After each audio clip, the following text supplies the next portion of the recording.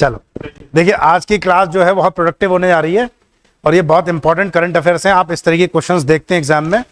और मुझे अभी एक बच्चे से शुरुआत में बात हो रही थी, इनसे, भैया से, चौधरी से, इन्होंने बताया भी इसमें कि ये वाले क्वेश्चंस आए थे। पढ़ने को बहुत सारा डेटा है, लेकिन हम उसमें से क्या ऐसा पढ़ें कि हमारे एग्जाम में जो आए एग्जाम रेलिवेंट हो। तो just on focusing our exam, तो आपने देखे होंगे वन लाइनर क्वेश्चंस इस तरीके के आते हैं। अभी तक की जो करंट की क्लासेस हुई हैं, मेरा अपना पर्सनल ओपिनियन है, गलत हो सकता है, बट मेरा पर्सनल ओपिनियन है, अकॉर्डिंग टू माय एक्सपीरियंस, जितनी करंट की क्लास हुई सबसे ज्यादा प्रोडक्टिव आज की होने जा रही है। इसमें one liner with respect to Delhi police, SSC CGL, with respect to NDA and with respect to CDS and CAPF exam and also to PCS exam if किसी स्टेट का अगर आप देने जा रहे हैं, स्पेशली अगर यूपी का, तो बहुत रेलिवेंट होने जा रहे हैं। ये वन लाइनर क्वेश्चंस हैं, तो जस्ट वन लाइनर, और कई सारे आप ऐसे देखते हैं इस तरीके के। तो एक चीज आप जानते हो,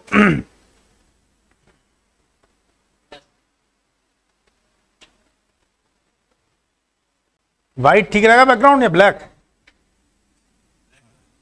ब्लैक सही है सर। चलिए, एक बात आप जानते हैं कि ministry of environment and forest climate change, पर्यावरण एवं जलवायु परिवर्तन मंत्रालय भारत सरकार का, जिसके मिनिस्टर कौन है इस समय? भूपेंद्र यादव जी। ठीक है, तो एटलीस्ट कैबिनेट मिनिस्टर्स आपको पता होने चाहिए। मैं मिनिस्टर्स की कुछ अभी श्रेणी भी लिखवा दूंगा आपको कि कैबिनेट मंत्रियों के, तो उनके साथ साथ उनके मंत्रालय कौन से हैं, इनके बारे में आपको जानकारी होनी चाहिए। देश की संघीय व्यवस्था की जानकारी भी नहीं है, और सबसे बड़ी सर्वोच्च सेना के अधिकारी का अगर आप नेतृत्व करने जा रहे हैं, तो ये बहुत शर्म की बात है कि हमको अपने मिनिस्टर ही नहीं पता है। तो ministry of environment and forest climate change हर 2 साल पे एक बार रिपोर्ट निकालती है। तो पहली बात तो जो रिपोर्ट लिखने जा रहा हूं वो कैसी है? 2 साल में एक बार निकलती है। IFSR, Indian forest status report. तो लेटेस्ट जो रिपोर्ट आई है वो 2021 में आई है, उसके बाद दिसंबर 2023 में आएगी। ठीक है, और उसके आंकड़े जो रिलीज हो पाते हैं 2024 तक हो पाएंगे। तो जो अप्रैल वाला आप एग्जाम दोगे, अगर उससे पहले रिपोर्ट आ जाए, फरवरी तक आ जाए, तो उसके डेटा याद करना है।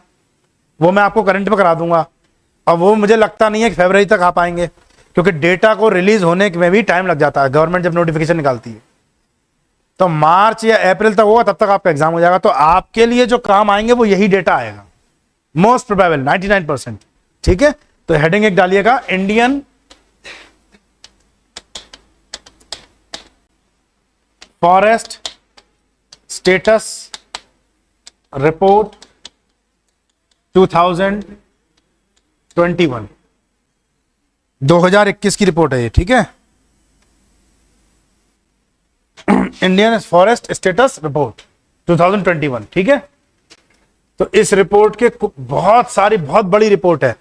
उस रिपोर्ट को मैंने रिफाइन किया है, जहां से क्वेश्चंस बन सकते हैं। ठीक है, तो सबसे पहले लिखिए, पहले हिंदी में बोलूंगा स्टेटमेंट, उसके बाद इंग्लिश में, क्योंकि बाइलिंगुअल यहां पर चलेगा, दोनों तरीके के स्टूडेंट्स हैं।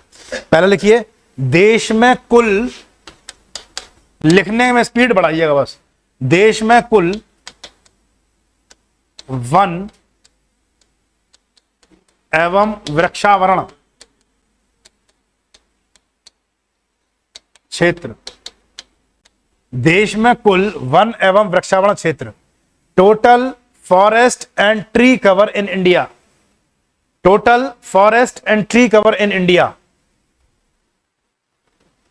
Total forest and tree cover in India 24.62%। Total forest and tree cover in India. Standard क्या है? स्टैंडर्ड क्या होना चाहिए किसी भी कंट्री के लिए? सबने बैठ करके आपस में आम सहमति बनाई है। क्योटो प्रोटोकॉल है, किगाली प्रोटोकॉल है, या मॉन्ट्रियल प्रोटोकॉल ओजोन के प्रोटेक्शन के लिए है। दुनिया भर के जितने प्रोटोकॉल चल रहे हैं एनवायरमेंट प्रोटेक्शन को लेकर के, तो सब एक बात जानते हैं, जो CO2 इमिशन हो, CO2 इमिशन को हमको क्या करना है? डिडक्ट करना है, और 2% से कम लेकर के आना है 2100 तक, 21वीं मतलब 22nd सेंचुरी तक।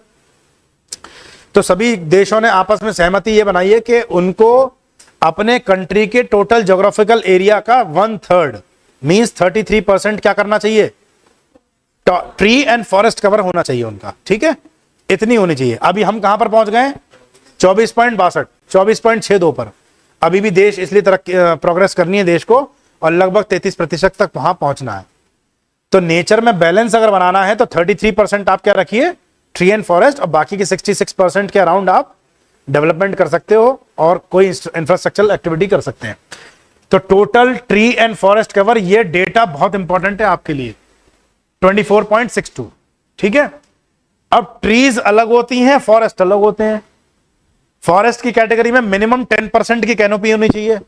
और ट्रीज कैसे होती हैं, जैसे सड़क किनारे लगे पेड़, कोई अपने फार्म हाउस में पेड़ लगा लेता है, कोई अपने घर में पेड़ लगा लेता है, तो उनको भी काउंट किया जाता है, ठीक है।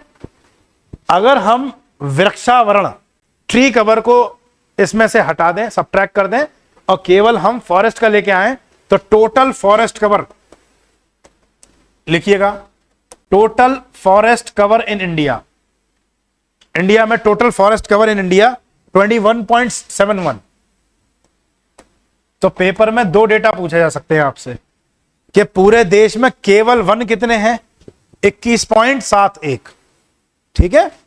और देश में कुल वन और पेड़ पौधे, वृक्षावरण भी कितना है, तो 24.62। ये दोनों डेटा आपको याद करने हैं, ठीक है। मैं फिर एक बात बता दूं स्टार्ट करने से पहले कि अगर आपको कहीं लग रहा हो, किसी चीज में डाउट हो कि यार ये सर चीज हमको समझ नहीं आई, तो आप मुझसे पूछ लीजिएगा बीच में ही। नेक्स्ट लिखिए, मोस्ट इंपॉर्टेंट क्वेश्चन, अभी लास्ट ईयर एग्जाम में भी आया ये, total mangrove forest covering region, total mangrove forest covering region, mangrove वृक्ष, मैंग्रोव वनावरण क्षेत्र वाला राज्य, कवरिंग रीजन या स्टेट, क्षेत्र या राज्य। तो कौन सा स्टेट है जिसमें मैंग्रोव फॉरेस्ट है? मैंग्रोव का मतलब बता दूं आपको मैं, मैंग्रोव एक ऐसे ट्रीज होती हैं जो, अब बोलिए, बहुत बढ़िया, इनकी जड़ें जो हैं, रूट्स, वो पानी के बाहर निकल आती हैं। क्यों आ जाती हैं? क्योंकि ये पेड़ केवल ज्वारीय क्षेत्र में उगते हैं, ज्वारीय टाइडल रीजन, यानी जहां पर मीठा और खारा पानी दोनों हो। तो खारा पानी है तो जब पेड़ पौधे श्वसन की क्रिया करते हैं, रेस्पिरेशन प्रोसेस करते हैं, उस रेस्पिरेशन में सांस लेते में सॉल्ट पार्टिकल्स इनकी रूट से एंटर कर जाते हैं, इसलिए पेड़ पौधों के जो रूट्स होते हैं वो ब्लॉक हो जाते हैं, रूट्स के पोर्स। तो इनके पेड़ों की जड़ जो है वो पानी के ऊपर निकल आती हैं, ठीक है। तो उन फॉरेस्ट को हम क्या बोलते हैं? Mangrove forest. मैंग्रोव फॉरेस्ट का एग्जाम्पल है देश में सुंदरी के पेड़, सुंदरी वृक्ष, जो सुंदरबन डेल्टा में आपको देखने को मिलेंगे। तो इंडिया में सबसे ज्यादा मैंग्रोव फॉरेस्ट कहां पर है? वेस्ट बंगाल, लिखिएगा। नंबर 1 पे जो स्टेट है उसका नाम है वेस्ट बंगाल। वेस्ट बंगाल से कम किसमें आते हैं? गुजरात, और गुजरात से कम आते हैं अंडमान निकोबार आइलैंड्स। ये सही सीक्वेंस है, हाँ हाँ करेक्ट। बंगाल की जो स्कीम है वो इसी से, पश्चिम बंगाल, गुजरात और अंडमान निकोबार। देखिए मेरे पास डेटा भी है, लेकिन यहां के आंकड़े याद करना जरूरी नहीं है। 42.33% वेस्ट बंगाल में है, 23.54% गुजरात में है, अंडमान निकोबार में 12.34 है। सो आई डोंट थिंक यूपीएससी कभी इस तरीके के क्वेश्चन पूछेगा, या एसएससी भी कभी पूछता है। केवल आपसे पूछा जाएगा कि स्टेट कौन सा है जिसमें सबसे ज्यादा है। अब एक बड़ी बेसिक सी बात तो आपको समझ में आई गई होगी, जब खारे पानी में उग सकते हैं तो इसका मतलब सर केवल कोस्टल रीजन में ही होंगे। उत्तर प्रदेश, राजस्थान जैसे राज्य हो तो एलिमिनेट कर देगा ऑप्शन तुरंत, ठीक है, वहां पे तो उग ही नहीं सकते। अगला लिखिएगा, सर्वाधिक वन वाला क्षेत्र, सर्वाधिक वन वाला क्षेत्र, maximum forest covering state, maximum forest covering state. Area wise, area wise पूछा गया है। सर्वाधिक वन वाला क्षेत्र राज्य Madhya Pradesh. Madhya Pradesh area wise, area पर स्क्वायर किलोमीटर में सबसे ज्यादा कौन सा है? मध्य प्रदेश। मध्य प्रदेश से कम किसमें है? अरुणाचल प्रदेश। अरुणाचल प्रदेश पूरा लिखिएगा, कहीं पेपर में आप आंध्र प्रदेश समझ लो, मैंने शॉर्ट में लिखा है यहां पर Madhya Pradesh, Arunachal Pradesh and then is Chhattisgarh.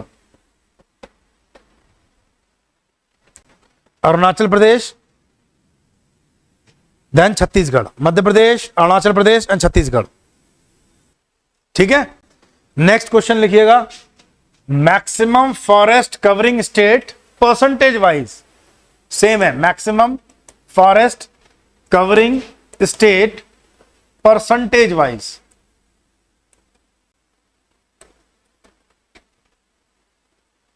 प्रतिशत के आधार पर सर्वाधिक क्षेत्रफल किसमें है? तो नंबर 1 पे लिखिएगा मिजोरम। इसका याद कर लेना 84.53%। मिजोरम की पूरी भूमि के 84.53% पर तो फॉरेस्ट ही फॉरेस्ट है। Mizoram number 1। Number 2 Arunachal Pradesh again, तो वहां पर भी नंबर 2 था एरिया वाइज अरुणाचल प्रदेश, और नंबर 2 यहां पर भी है percentage wise. Mizoram then Arunachal Pradesh, और इसके बाद मेघालय। अभी मैं बताता हूं, एक बार ये भी क्लियर कर देता हूं। परसेंटेज की जरूरत नहीं है, अरुणाचल प्रदेश के लिखना चाहो तो लिख लो 79.33%, अब मेघालय में 76%।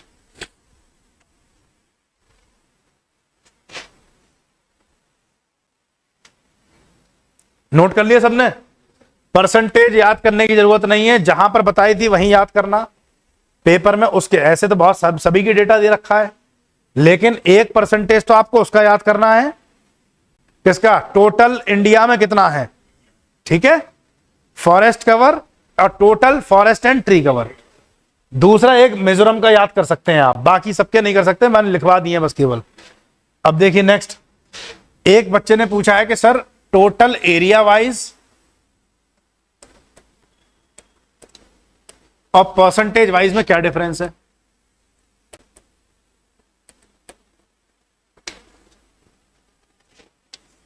मध्य प्रदेश आपको पता है इंडिया का कितना बड़ा स्टेट है। ठीक है, मध्य प्रदेश में जो फॉरेस्ट है वो ज्यादातर ईस्टर्न साइड में मिलेंगे।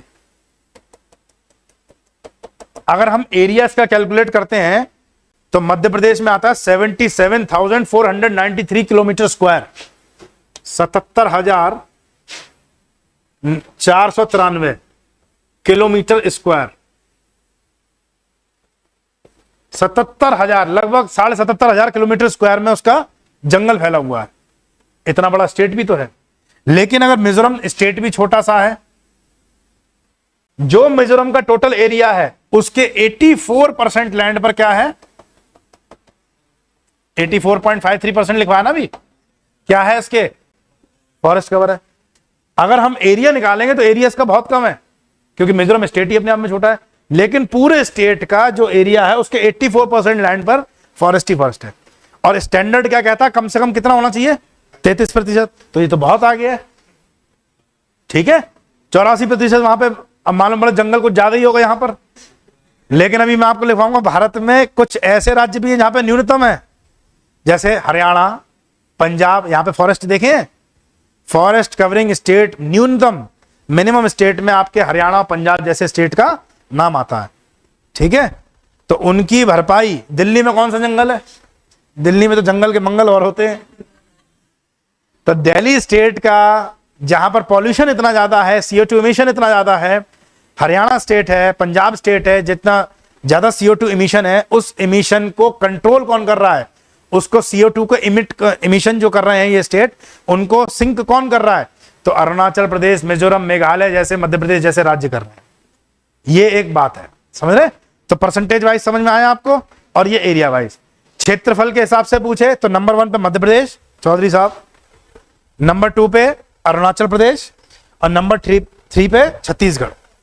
ठीक है, अरुणाचल प्रदेश दोनों में रैंक 2 पर है। परसेंटेज वाइज पूछे तो नंबर 1 पे मेघालय, नंबर 2 पे अरुणाचल प्रदेश, नंबर 3 पे सॉरी, नंबर 1 पे Mizoram, Arunachal Pradesh and then Meghalaya. Next question, और मैंग्रोव फॉरेस्ट का पूछे तो नंबर 1 पे वेस्ट बंगाल, गुजरात, अंडमान, अंडमान आइलैंड्स। ठीक है, अब नेक्स्ट लिखिए, सबसे कम वन क्षेत्र वाले राज्य, सबसे कम वन क्षेत्र वाले राज्य, मिनिमम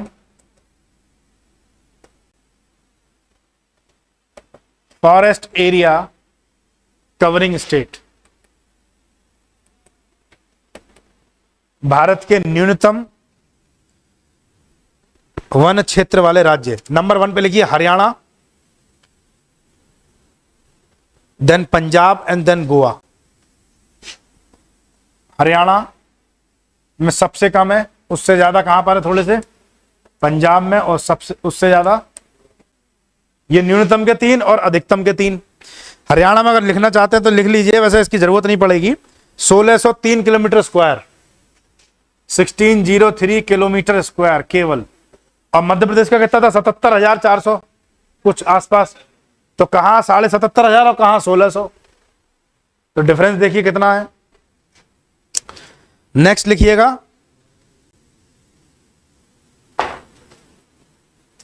वनावरण में सर्वाधिक वृद्धि दिखाने वाले राज्य, वनावरण में सर्वाधिक वृद्धि दिखाने वाले राज्य,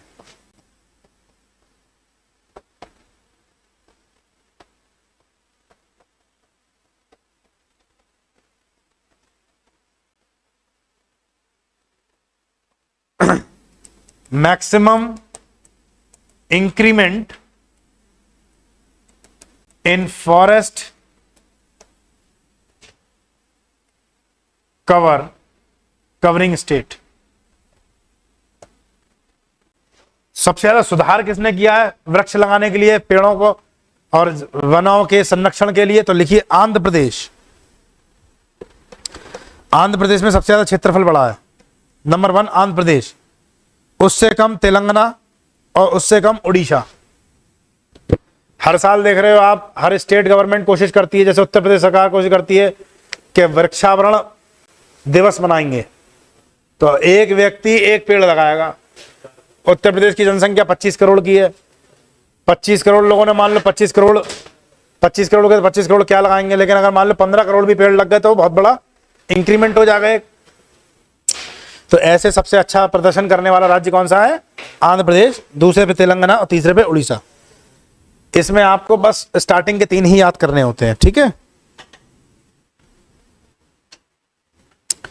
तो फॉरेस्ट कवर में इतना आपको करना चाहिए, ठीक है। अगला लिखिए, ये इंडियन फॉरेस्ट स्टेटस रिपोर्ट थी, ठीक है। अब एक नई हेडिंग लिखिएगा,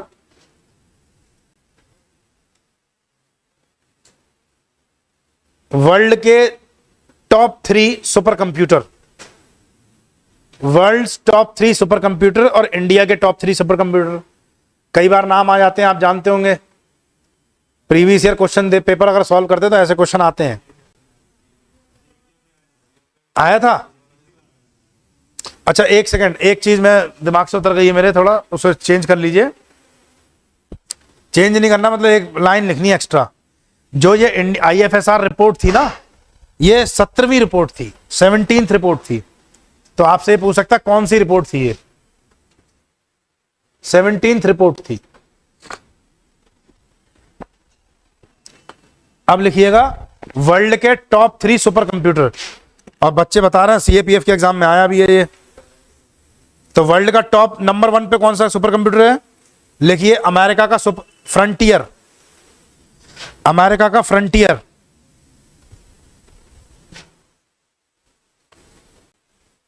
नंबर 2 पे जापान का फुगाकू,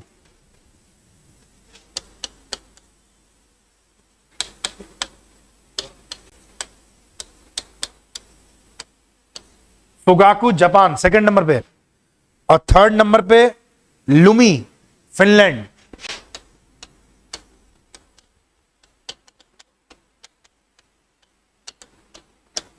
याद करने वाले टॉपिक हैं। अब मेरे हिसाब से नंबर 1 ही पूछा जाता है ज्यादातर, ठीक है।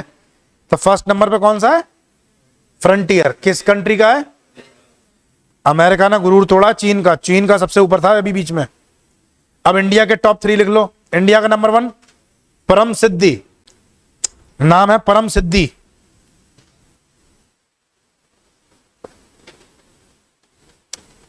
जब इंडिया का सुपर कंप्यूटर तो इंडिया ऐसे नाम होंगे ना। परम सिद्धि। इसे लगाया कहां गया है? सीडैक पुणे। सीडैक पुणे में।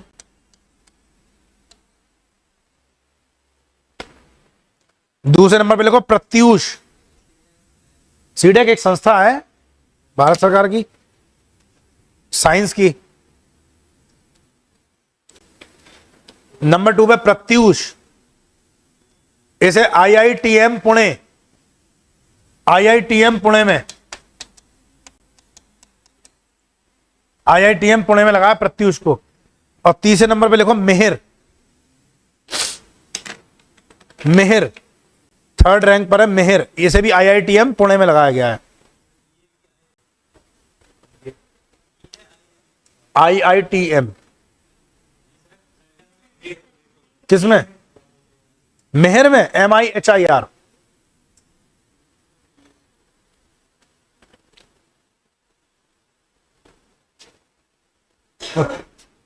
ठीक है। तो इंडिया का नंबर 1 रैंक पे परम सिद्धि, प्रत्यूष और मिहिर। फर्स्ट नंबर वाला याद रखिए, सबसे इंपॉर्टेंट है परम सिद्धि। और उधर कौन सा था? फ्रंटियर, जो अमेरिका का है। ये आपको बता दिया मैंने। अब अगला लिखिए, अगली हेडिंग लिखिएगा।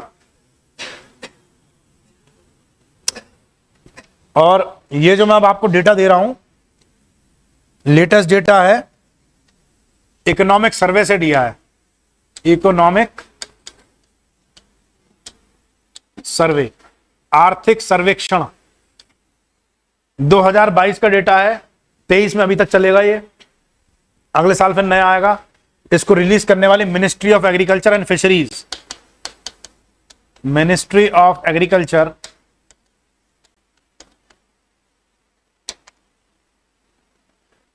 एंड फिशरीज, भारत सरकार का कृषि एवं मत्स्यन मंत्रालय।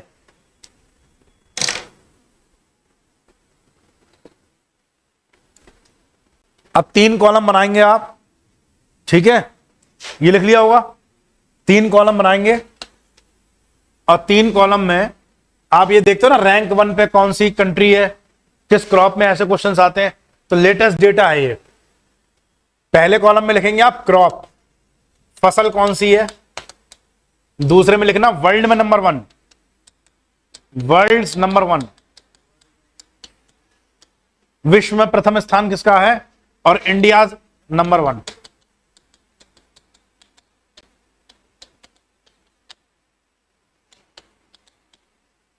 भारत में प्रथम नंबर पे कौन सा राज्य है या संघ राज्य क्षेत्र, आखिरी कॉलम में, ठीक है।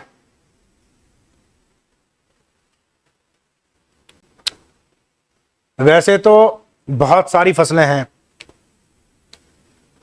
तो लगभग 74-75 फसलों के डेटा आते हैं, लेकिन हम उसमें से केवल 12-14 ऐसी करेंगे, क्योंकि सबका याद करना तो पॉसिबल है नहीं, जिनसे पेपर में क्वेश्चन आपकी बात बन जाएगी। 99% बन जाएगी। किस्मत खराब हुई तो मैं कह नहीं सकता। अब वो उठा करके किसी ऐसी चीज की पूछ ले, बोले बताओ भाई, उल्टी सीधी बात पूछ ले, तो फिर कह नहीं सकते। तो लिखिए, सबसे पहली इंपॉर्टेंट क्रॉप्स के बारे में लिखेंगे। पहली लिखना चावल, राइस।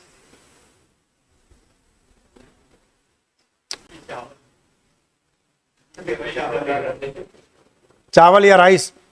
नंबर 1 पे वर्ल्ड में प्रोडक्शन किसकी ज्यादा है? चाइना, चीन। विश्व में प्रथम स्थान चीन का, भारत में वेस्ट बंगाल, पश्चिम बंगाल। नंबर 2 गेहूं ऑब्लिक आलू, गेहूं और आलू दोनों में एक ही जैसे डेटा है, wheat and potato. Number 1 China,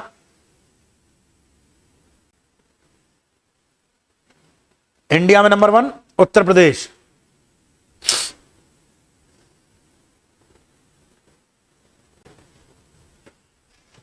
केवल नंबर 1 के डेटा आते हैं, ठीक है। अगला लिखिए मक्का, मेज। मक्का में number 1, United states of America, USA, संयुक्त राष्ट्र अमेरिका। नंबर 1 पे इंडिया में कर्नाटक। मुझे एक एक्स्ट्रा पेन हो किसी पे तो दे दो। कर्नाटका, ठीक है, मक्का में। किसी का छूटा तो नहीं, लिखते जा रहे हैं। अगला लिखिए दलहन, दालें, पल्सेस, दालों में दलहन।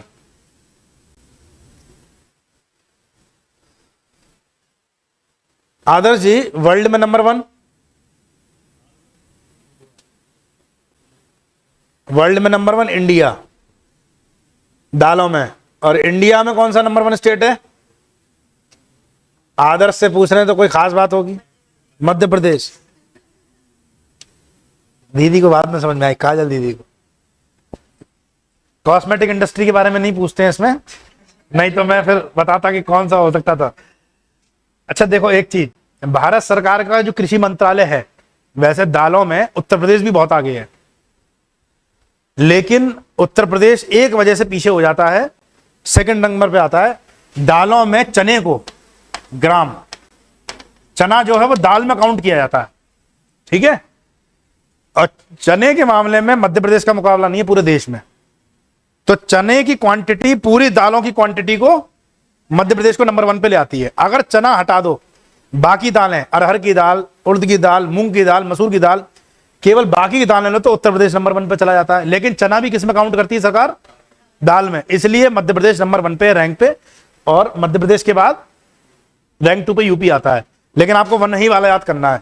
लेकिन बड़ी दुर्भाग्य की बात है कि भारत में विश्व का सबसे बड़ा उत्पादक देश भी है दाल का, और सबसे बड़ा कंज्यूमर भी है।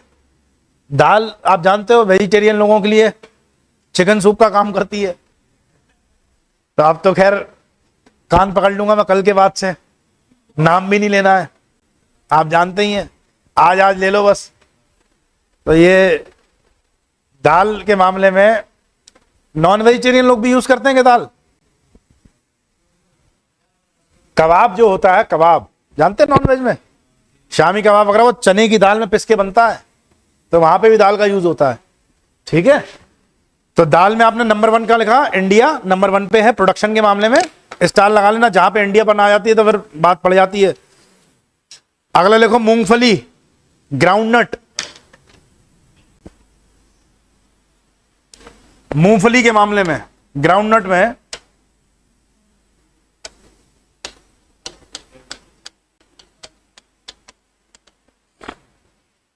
लिखिए चाइना नंबर 1। चाइना हर चीज में आगे निकल रहा है, प्लास्टिक के चावल बना के बेच रहा है, देखे आपने यूट्यूब पर? नहीं, मैं रियलिटी बता रहा हूं। प्लास्टिक के चावल, अब प्लास्टिक का चावल खाओगे तो बनोगे कैसे? लोहा, प्लास्टिक ही बनेगा, पता नहीं क्या। चाइना नंबर 1 और इंडिया में नंबर 1 स्टेट कौन सा सचिन? गुजरात। लिखिए गुजरात नंबर 1 मूंगफली के मामले में।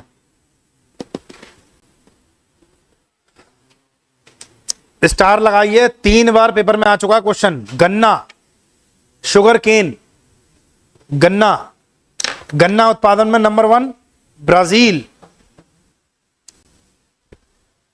और इंडिया में नंबर 1 उत्तर प्रदेश, यूपी। यहां गन्ना 2 काम आता है, जूस पीने के, चीनी बनाओ, और पेलने के, किसी को मारने के लिए। तो दिल्ली पुलिस जो है, उत्तर प्रदेश की पुलिस कई बार गन्ने का दोहरा उपयोग करती है, कुछ लोग हैं। हाँ, तो ब्राजील और नंबर 1 उत्तर प्रदेश। जूट, इसे भी स्टार लगाओ, ये भी पूछा गया पेपर में। जूट, जूट में वर्ल्ड में नंबर 1 प्रोडक्शन में 2017 से पहले बांग्लादेश हुआ करता था, लेकिन अब आज की डेट में 17 के बाद से दबदबा है भारत का। लिखिए इंडिया नंबर 1 जूट प्रोडक्शन में। और भारत में कौन सा राज्य है? वेस्ट बंगाल, पश्चिम बंगाल, बिल्कुल सही। ये क्वेश्चंस आते हैं पेपर में, ना माने आप प्रीवियस ईयर देख लीजिए उठा करके। अगला लिखो तंबाकू, दाने दाने में केसर। तंबाकू, टोबैको, हमसे भी बड़ा नशेड़ी है कोई, चाइना नंबर 1 पे। तो दाने दाने, हमारे यहाँ तो दाने दाने में केसर है, उनके यहाँ दाने दाने में कई केसर है। तो चाइना नंबर 1 और इंडिया में Andhra Pradesh tobacco production. India में कंज्यूमर, कहीं डेटा देखा आपने या वैसे ही? नहीं, डेटा है आप पे एग्जैक्टली मैं सीरियसली पूछ रहा हूँ, मुझे पता नहीं है इसलिए मैं आपसे अभी बोलने से बच रहा हूँ। ऑन रिकॉर्ड तो वैसे भी नहीं बोलूंगा मैं। गूगल पे देखो, इंडिया में प्रोडक्शन कंज्यूमर सबसे बड़ा कौन सा स्टेट? भारत में तो हर कोई तंबाकू खाता है यार। पॉपुलेशन क्या कह रहे हैं? इसी चीज का स्वाद नहीं लिया, बाकी सब लिए हैं।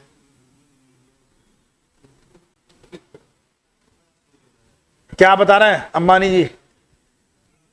Largest consumer of tobacco Indian state Haryana? नहीं, तुक्का? हाँ, ये सही कह रही हो। क्या आ रहा है आंसर?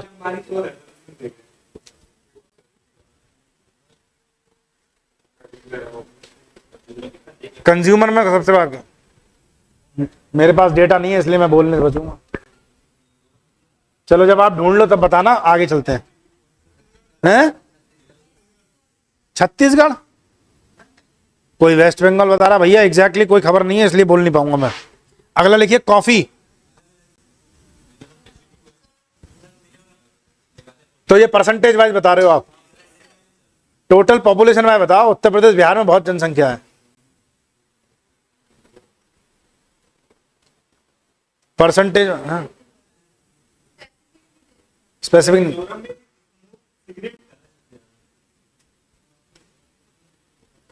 चलो होगा, कोई बात नहीं। कॉफी का लिखो।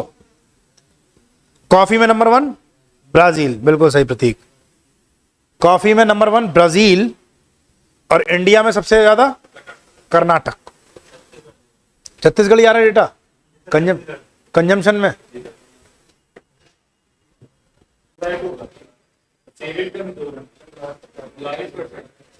और इसका दिल्ली, एक के संग एक फ्री। संजय सिंह, अरे दिल्ली में बहुत है, दिल्ली इन सबको पीछा कर देगी। दिल्ली में हर दूसरा आदमी रात को लगाता है। कॉफी में आपने ब्राजील और कर्नाटक लिख लिया। अगला लिखिए नेचुरल रबर, प्राकृतिक rubber. Natural rubber, natural rubber, प्राकृतिक रबर। कुछ सालों पहले तक दबदबा था मलेशिया का, अब थाईलैंड। थाईलैंड सबसे ज्यादा प्रोडक्शन कर रहा है रबर की, और इंडिया में केरल। केरल केरल कंजम्पशन में। अब अल्कोहल से आगे चलें। कपास, कॉटन। दिल्ली में अगर 4-5 साल और टिक जाती है पॉलिसी, एक के संग एक फ्री वाली, तो दिल्ली वर्ल्ड को फेल कर देता। कॉटन प्रोडक्शन में नंबर 1 कौन सा है? चाइना, और इंडिया में Gujarat. Correct, Gujarat.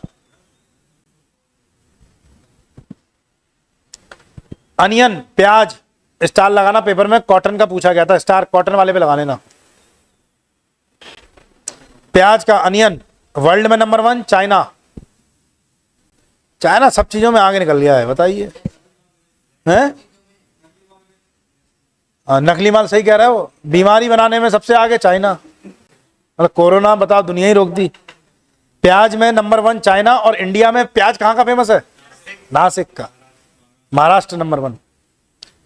Pink colour का प्याज होता है नासिक का, बहुत बढ़िया प्याज माना जाता है।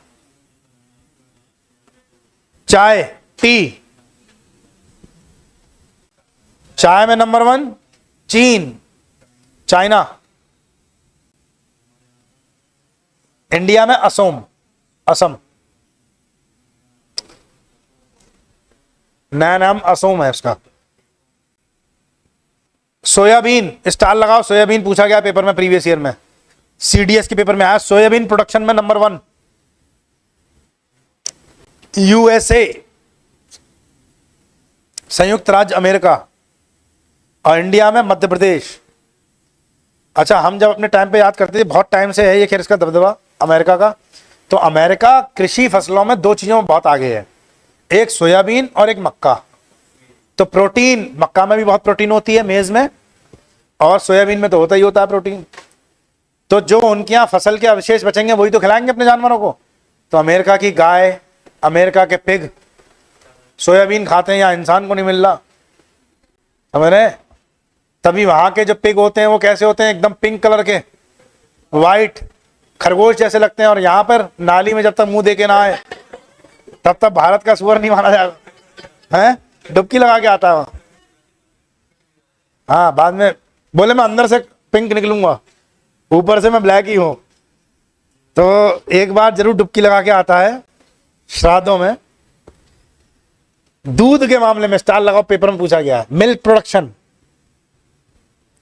मिल्क प्रोडक्शन में नंबर 1 शारिक बताएंगे। इंडिया, भारत सबसे आगे है दूध के प्रोडक्शन में, और कंज्यूमर भी बहुत बड़ा है। घर में, हर घर में अगर बड़े लोग दाने दाने में केसर खाते हैं तो हर घर में बच्चा कॉम्प्लेन के साथ बोले दूध दे दो। लिखिए इंडिया नंबर 1, और स्टेट्स में उत्तर प्रदेश। गाय, भैंस, बकरी सब सबसे ज्यादा उत्तर प्रदेश में मवेशी है। शुगर, चीनी, चीनी के मामले में नंबर 1 भारत, नंबर 1 भारत। गन्ने का उत्पादन ब्राजील में, लेकिन सबसे ज्यादा चीनी कहां बनाई जा रही है? तभी देख नहीं रहा, हर घर में diabetic. Sugar bowl of the world बोलते हैं, लेकिन ये मतलब थोड़ी कि टन के हिसाब से अगर कैलकुलेट करोगे कितने मेट्रिक टन होता है, देख लो, आपको गूगल का डेटा आएगा आप पे। नहीं देखो मत, कोई काम की नहीं है, मैं बता रहा हूं। क्यूबा में जितनी चीनी उगाई जाती है, सबसे ज्यादा वहां चीनी उगाई जाती है, लेकिन क्यूबा में जो टोटल मेट्रिक टन है वो मेरे ख्याल से उत्तर प्रदेश अकेला उसको ले डूबेगा, क्यूबा को। इतनी तो उत्तर प्रदेश में हो जाती चीनी, समझ रहे? चीनी के मामले में नंबर 1 इंडिया में है महाराष्ट्र इस समय। महाराष्ट्र, देखो कंफ्यूज मत होइएगा इस चीज में, मैं यहां लिख दे रहा हूं।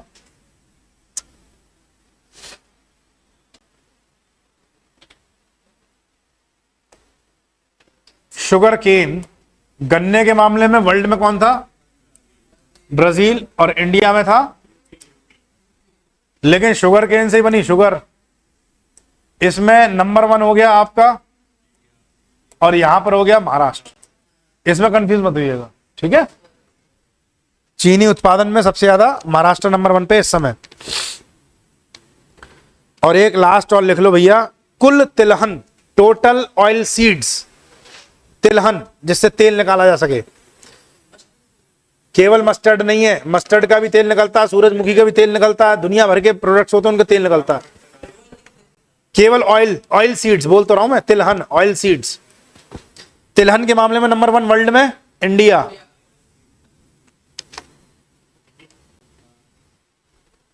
और भारत में सबसे ज्यादा राज्य में राजस्थान।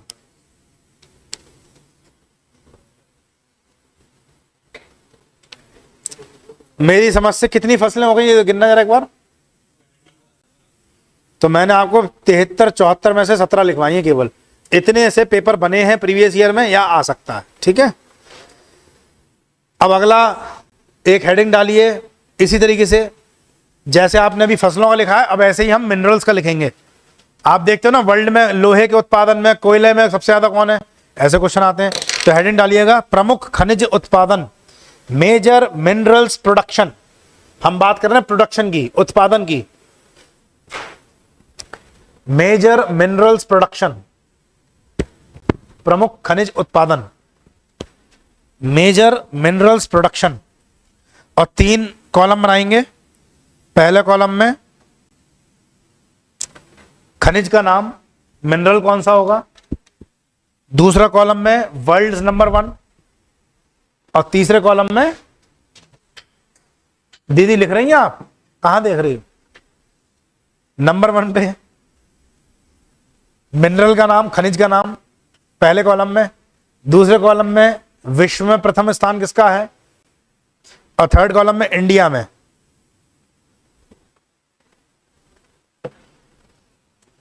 ऐसे ही बहुत सारे मिनरल्स हैं, कुछ इंपॉर्टेंट वाले हम उठाएंगे, ठीक है। बना लिए कॉलम आपने? स्टार्ट करूं? पहला लिखिए कोयला, कोल। अब एक चीज और बता दूंगा आपको मैं पहले, उसके बाद ही पढ़ाया जाए, वरना फिर बाद में कंफ्यूजन हो सकता है। एक दो शब्द होते हैं, एक होता है प्रोडक्शन, उत्पादन, और एक होता है रिजर्व, भंडार। ऐसा हो सकता है किसी देश के पास बहुत सारा तेल दबा पड़ा हो, बहुत ज्यादा मात्रा में, लेकिन उसके पास इतनी अच्छी टेक्नोलॉजी नहीं है कि उसका वो एक्सट्रैक्शन कर सके। तो एक्सट्रैक्शन वाली चीज को बोलते हैं प्रोडक्शन कौन कर रहा है। तो ये हो सकता है कि रिजर्व किसी और के पास हो और प्रोडक्शन कोई और कर रहा हो, ठीक है। तो हम केवल किसका पढ़ रहे हैं? प्रोडक्शन वाला, क्योंकि प्रोडक्शन वाले पेपर में ज्यादा आते हैं, ठीक है। अब लिखिएगा नंबर 1 पे कोयला। कोयला उत्पादन में नंबर 1 चीन।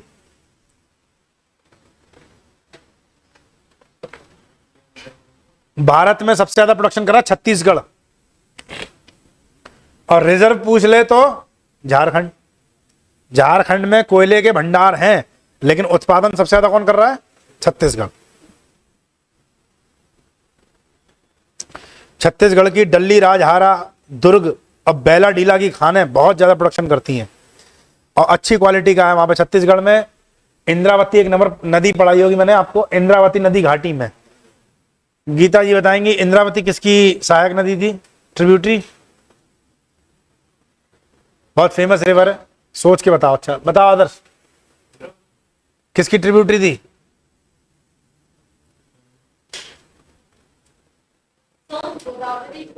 Correct answer, Godavari. तुक्का था?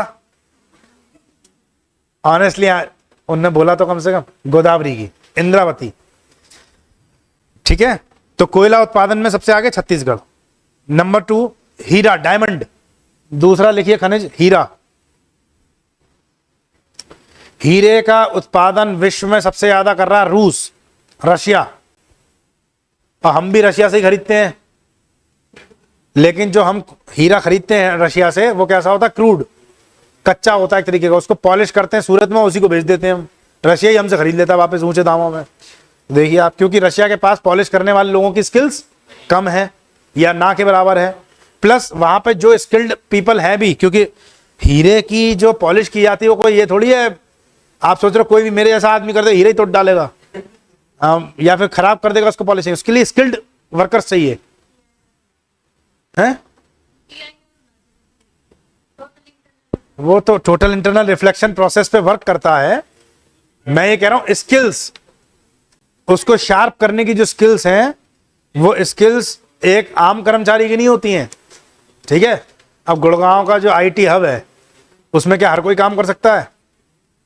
इंडिया के पास लेबर तो बहुत है लेकिन स्किल्ड लेबर कम है, स्किल्ड कमी है, तभी तो प्रधानमंत्री कौशल योजना चल रही है, ठीक है। तो रशिया के पास या तो ना के बराबर है या फिर बहुत हाईली पेड, तो रशिया को महंगा पड़ता है, तो रशिया क्या करता है उठा करके एक्सपोर्ट कर देता है इंडिया को, और इंडिया में पॉलिश होती है सूरत में, उठाकर हम फिर बेच देते रशिया को। तो हीरे के मामले में नंबर 1 पे रूस, और उसमें भारत में कौन सा है? मध्य प्रदेश। मध्य प्रदेश की पन्ना की खान फेमस है, पन्ना। पन्ना टाइगर रिजर्व भी सुना होगा आपने, वहीं पर पन्ना में डायमंड का प्रोडक्शन किया जाता है। 3 नंबर पे लिखो तांबा, कॉपर। स्टार लगाना, कॉपर का पूछा गया पेपर में, उधर कोयले पे स्टार लगा लेना।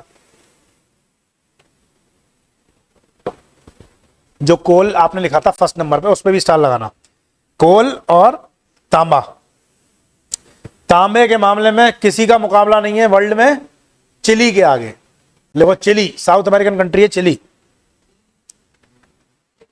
चिली पोटैटो वाली चिली नहीं है, साउथ अमेरिका। हाँ मैं समझ रहा था आपकी उम्र देख के समझ गया था मैं, चिली पोटैटो वही समझ रहे होगे।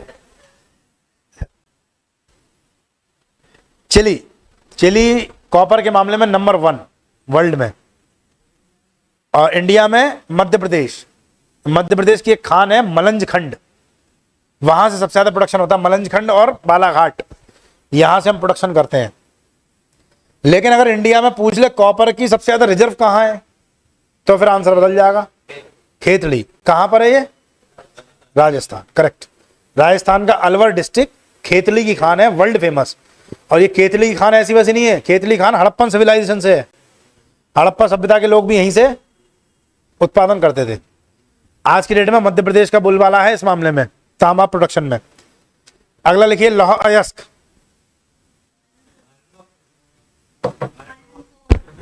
Iron ore. पानी नहीं पीने दिया उससे पहले। लौह अयस्क, आयरन ओर। मेरी तरफ जब देख रहे थे आप लोग, मुझे लगा मैंने कुछ गलत बोल दिया क्या। लौह अयस्क या आयरन ओर नंबर 1 प्रोडक्शन में है ऑस्ट्रेलिया। इंडिया में नंबर 1 प्रोडक्शन में उड़ीसा। स्टार लगाओ उड़ीसा पर। आयरन ओर के बारे में 3 बार पूछा गया है पेपर में, अलग अलग ईयर्स में आया है। आयरन ओर में इंडिया में किसका बोलबाला है, तो उड़ीसा का। लिख लिया। नेक्स्ट लिखो चांदी, सिल्वर।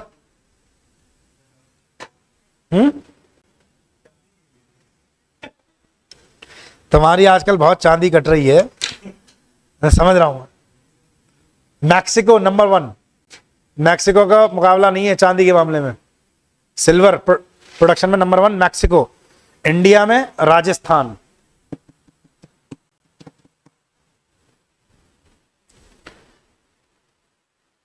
अगला लिखो सीसा, लेड, LEAD, लेड।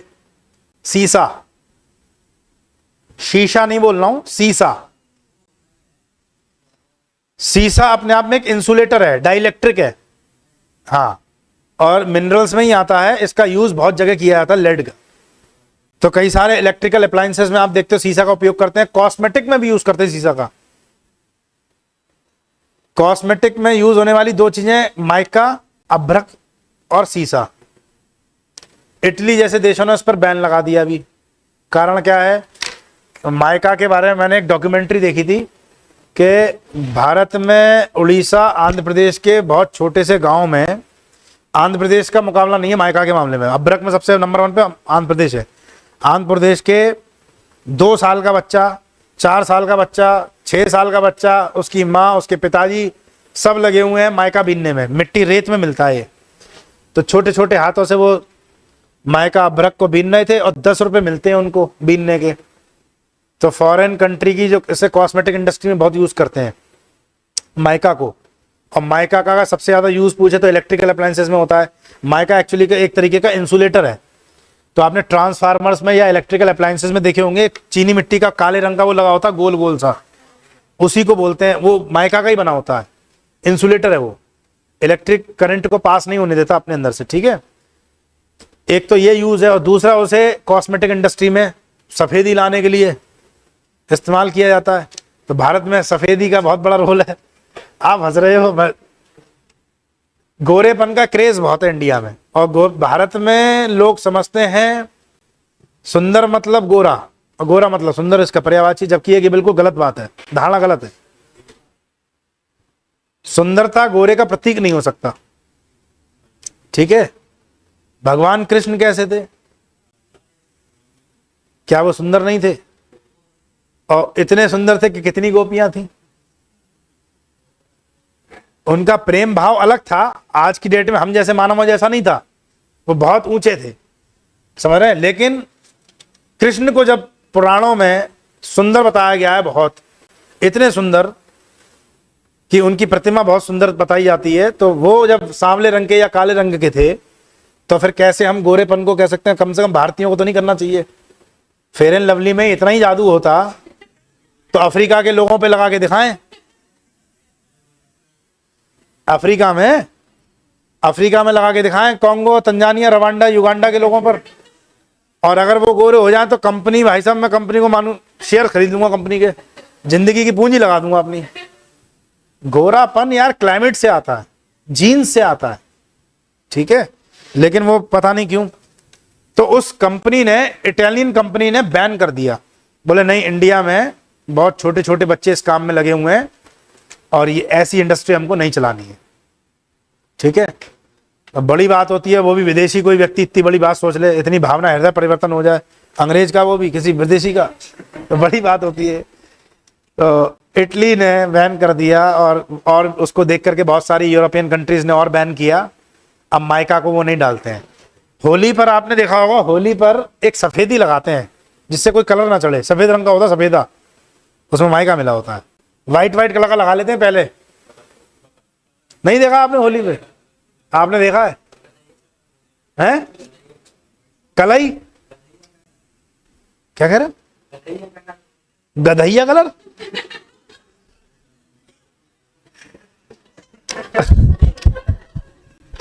प्रभु चलो, अब मैं आगे बोलने लायक नहीं छोड़ा इनने, आगे लिखिए आप। लास्ट बताना जरा, कौन सा वाला लिखा था आपने? लेड। लेड में नंबर 1 चाइना और इंडिया में राजस्थान, लिख लिया? चाइना और राजस्थान। लेड की एक बात याद रखना, कभी भूलोगे नहीं, हमेशा शीशा वहां मिलेगा जहां चांदी होगी। चांदी की खान और शीशे की खान एक ही बराबर होती है। तो देखो, सिल्वर प्रोडक्शन में नंबर 1 कौन था? राजस्थान था। अरे इंडिया में देखो ना, ठीक है, और वहीं पर आपको देखो लेड भी मिल रहा होगा, ठीक है। अब आपके दिमाग में आ रहा, बोले सर बताओ, तो फिर आपने चाइना और वो कैसे लिखवा दिया, मैक्सिको? अगला, कच्चा तेल, क्रूड ऑयल। कच्चा तेल, क्रूड ऑयल। क्रूड ऑयल का भंडार सबसे ज्यादा सऊदी अरब में, और बच्चे गलत मार के आएंगे, लेकिन प्रोडक्शन सबसे ज्यादा सऊदी अरब, यूएसए। लिखिए, प्रोडक्शन में संयुक्त राज्य अमेरिका का दबदबा है। यूएसए नंबर 1 पर प्रोडक्शन में क्रूड ऑयल, और इंडिया में राजस्थान, बाड़मेर, ब्रैकेट में लिखना बाड़मेर की खान, बाड़मेर में है बहुत।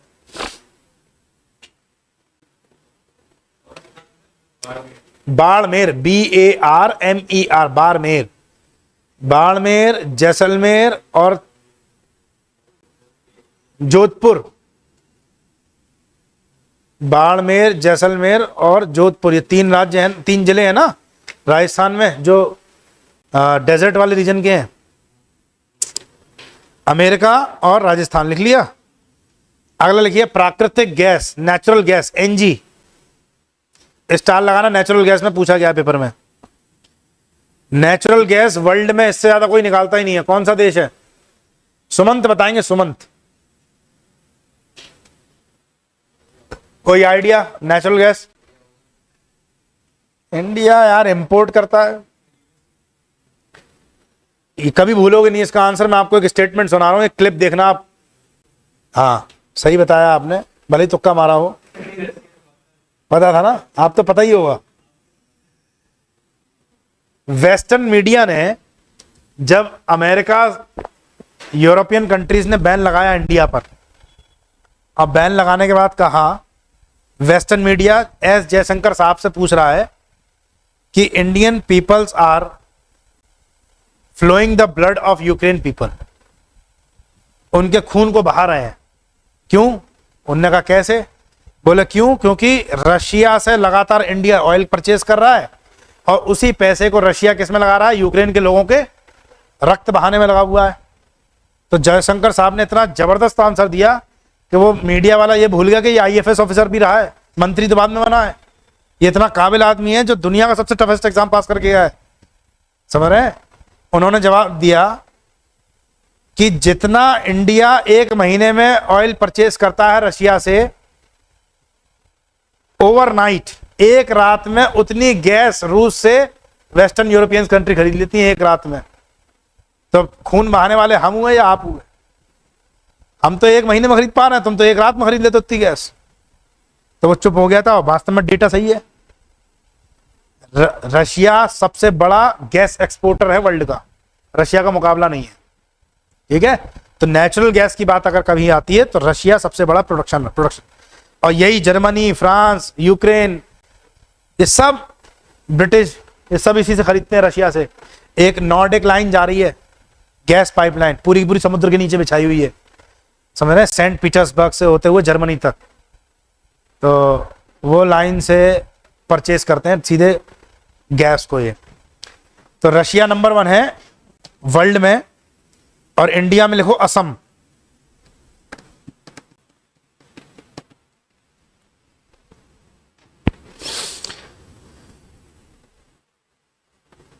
बॉक्साइट स्टार लगाइए। बॉक्साइट मतलब एल्यूमिनियम की खान, एल्यूमिनियम ओर को बॉक्साइट बोलते हैं।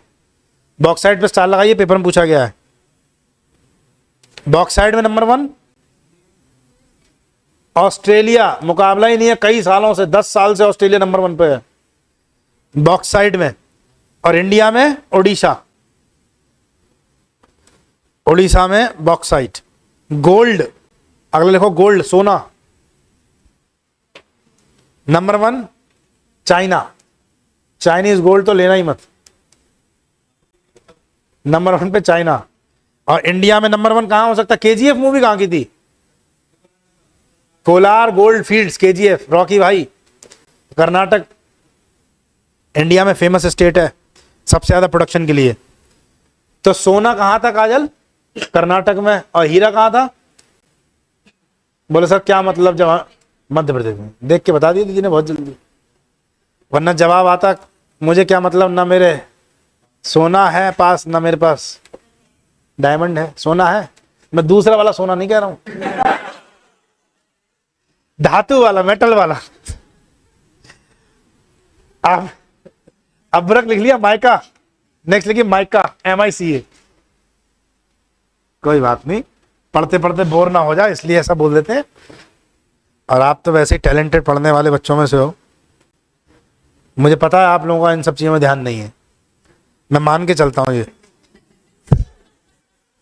अब्रक में नंबर 1 लिखिए इंडिया, माइका में इंडिया का कोई भी तोड़ नहीं है। इंडिया को अगर पीछे कर सकता है तो चीन कर सकता है, बस चीन है पीछे पीछे ही है। और इंडिया में सबसे ज्यादा कहां पर है? आंध्र प्रदेश, करेक्ट। यूरेनियम, आज अनुज नहीं आए ना? यूरेनियम में भैया सबसे ज्यादा कनाडा, इनके पास भंडार है, भंडार है भैया, लिखना नहीं है, हम प्रोडक्शन वाले लिख रहे हैं। Kazakhstan, central Asian country Kazakhstan. और भारत सरकार ने अभी कजाकिस्तान के साथ एक समझौता किया है यूरेनियम खरीदने पर, पढ़ के आइएगा, लेटेस्ट MOU साइन हुआ है, ठीक। कजाकिस्तान सेंट्रल एशियन कंट्री का सबसे बड़ा है। इंडिया में लिखिए आंध्र प्रदेश। एक लिखो क्रोमाइट, क्रोमाइट, क्रोमाइट।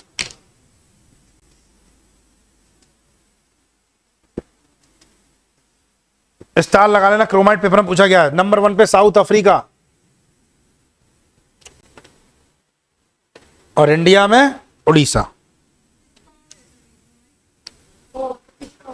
क्रोमाइट अपने आप में नॉन मेटल है।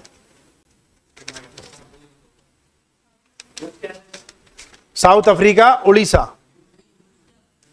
क्रोमाइट एक नॉन मेटल है, बहुत सारे यूज हैं इसके। अब एक यूज क्या बताऊं मैं, पेंट इंडस्ट्री में यूज होता है क्रोमाइट, पेंट इंडस्ट्री में, और डाई में कलर लाने के लिए। तो इतने डेटा थे, एक वो आपने कर लिए, ठीक है।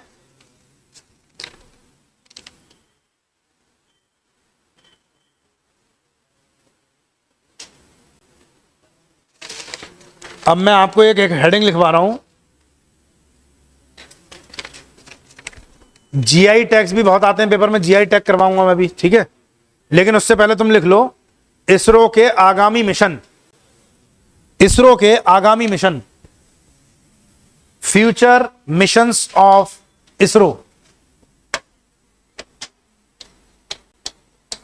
इंडियन स्पेस रिसर्च ऑर्गेनाइजेशन के फ्यूचर मिशंस। अब इसमें कुछ तो फ्यूचर के पास्ट हो गए, तो आपने क्वेश्चन ऐसे देखे होंगे पेपर में पूछे जाते हैं ये मिशन किससे रिलेटेड है, कोई नाम दे दिया जाएगा आपको, तो एक दो तो नाम जो मैं बोलूंगा वो हो चुके हैं मिशन, इसी मतलब 2023 के मिशन है ये, ठीक है। फ्यूचर कौन कौन से होने, 23 और 24 दोनों के लिखवा दे रहा हूं। तो पहले तो लिखो चंद्रयान 3, चंद्रयान 3 2023 में कब छोड़ा गया?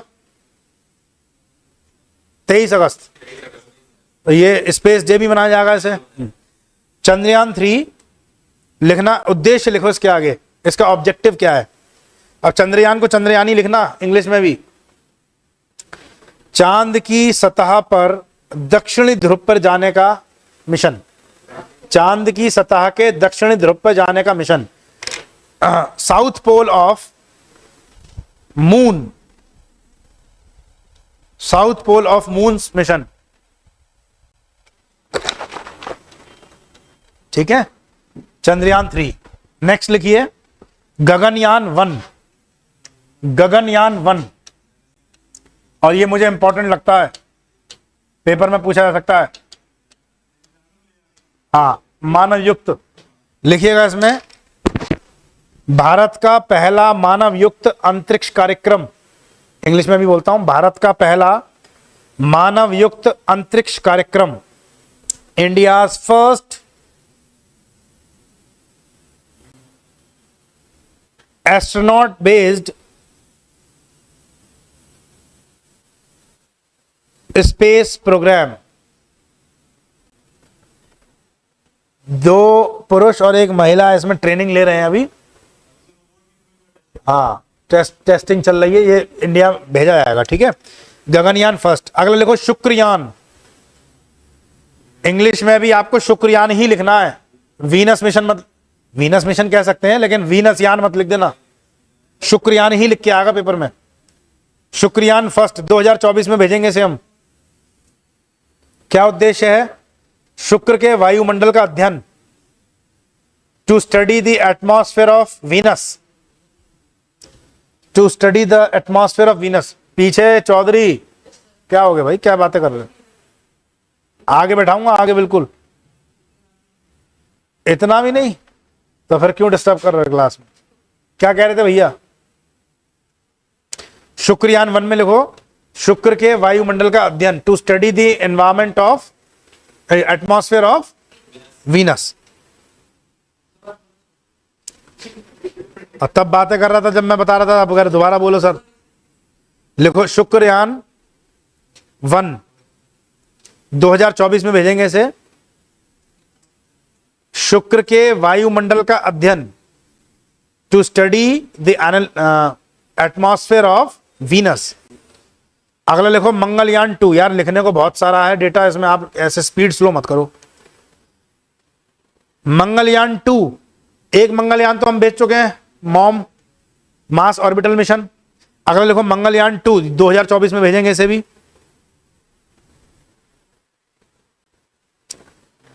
मंगल ग्रह पर भारत का दूसरा इंटरप्लेनेटरी मिशन, मंगल ग्रह पर भारत का दूसरा interplanetary mission, second interplanetary mission on Mars planet.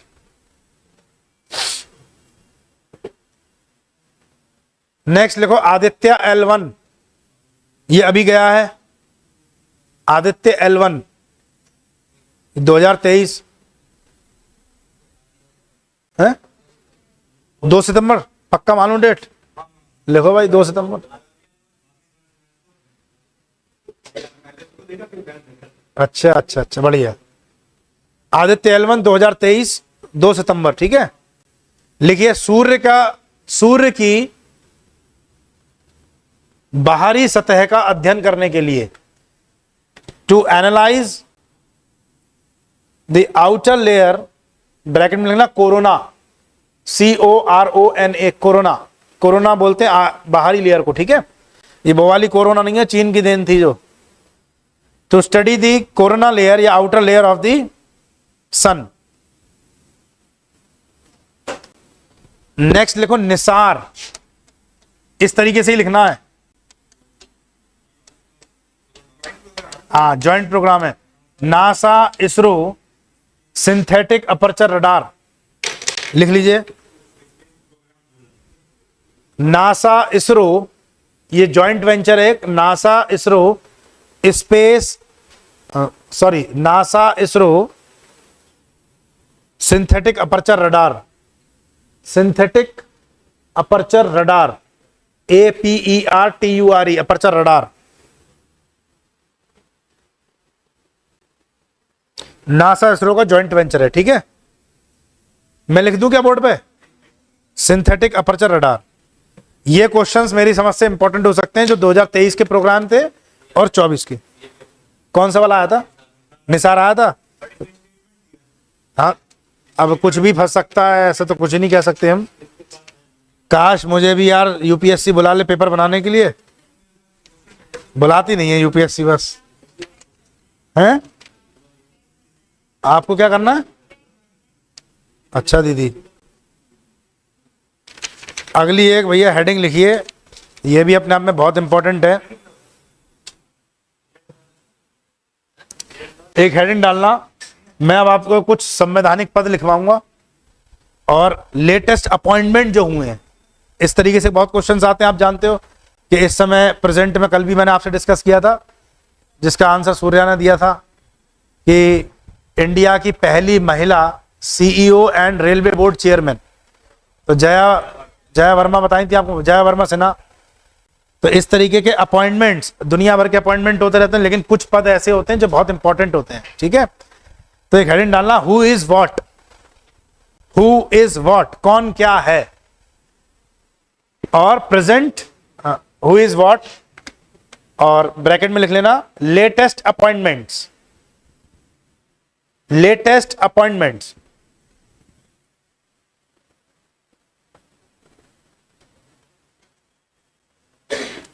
ठीक है, प्रोग्राम शुरू हो गया।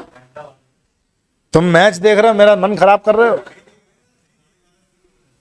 कौन आया उसमें? उर्वशी रौतेला कौन आया है?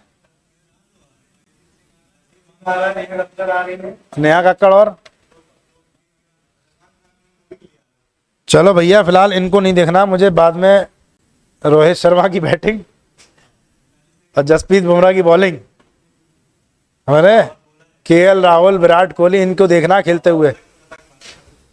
अब देखिए कुछ संवैधानिक पद हैं, जैसे राष्ट्रपति दीदी कौन है इस समय, बताइए? द्रौपदी मुर्मू। ये क्वेश्चन तो नहीं पूछा जाएगा, लेकिन ये जरूर पूछा जा सकता है कि द्रौपदी मुर्मू भारत की कौन सी भी राष्ट्रपति हैं। अब यहां बच्चा कंफ्यूज, 13वीं, 14वीं, 15वीं, 16वीं, तो 15वीं। तो लिखिए द्रौपदी राष्ट्रपति। तो क्वेश्चन में आपको बता रहा हूं, प्रेसिडेंट तो नहीं पूछेगा, लेकिन प्रेसिडेंट का नंबर कौन सा है लिखिए।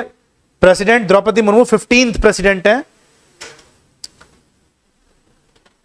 Number 2 vice president. तेजी से लिखो यार, हम पे टाइम कम है, लिखना बहुत सारा डेटा है। मैं चाहता हूं कि इसमें से कम आपके मैक्सिमम क्वेश्चंस फंस जाएं। वाइस प्रेसिडेंट जगदीप धनखड़ नहीं पूछा जाएगा, लेकिन कौन से नंबर के लिखो? 14वें, 14th। प्रधानमंत्री भारत के कौन है? ये मुझे सचिन बताएंगे। भारत के प्रधानमंत्री, अच्छा श्रीमान कुछ श्रीमती कुछ आगे लगाते हैं, इतना बड़ा पद है, हाँ श्री, इतना बड़ा पद है। ये नरेंद्र मोदी ऐसे बता दीजिए जैसे इनका बचपन का यार हो, समझे? इतनी बड़ी पोस्ट है भाई, कोई रिस्पेक्ट कर लीजिए। श्रीमती द्रौपदी मुर्मू, श्री जगदीप धनखड़ या श्री नरेंद्र मोदी 15वें प्रधानमंत्री हैं, ठीक है। तो राष्ट्रपति और प्रधानमंत्री का एक ही सीक्वेंस चल रहा है। अगला लिखिए, भारत के मुख्य न्यायाधीश, chief justice of India CGI, Shri DY Chandrachud, लेकिन कौन से नंबर के हैं? 50वें। ये याद रखना है आपको। तो चंद्रचूड़ साहब का नाम तो शायद नहीं पूछेगा, लेकिन आपसे पूछ सकता है सीक्वेंस वाइज कौन से नंबर पे हैं। एक बार लिखिए, CGI, CJI, chief justice of India, Bharat के मुख्य न्यायाधीश श्री डीवाई चंद्रचूड़ 50वें नंबर के, ठीक है। Attorney general of India, Bharat के महान्यायवादी, अटॉर्नी जनरल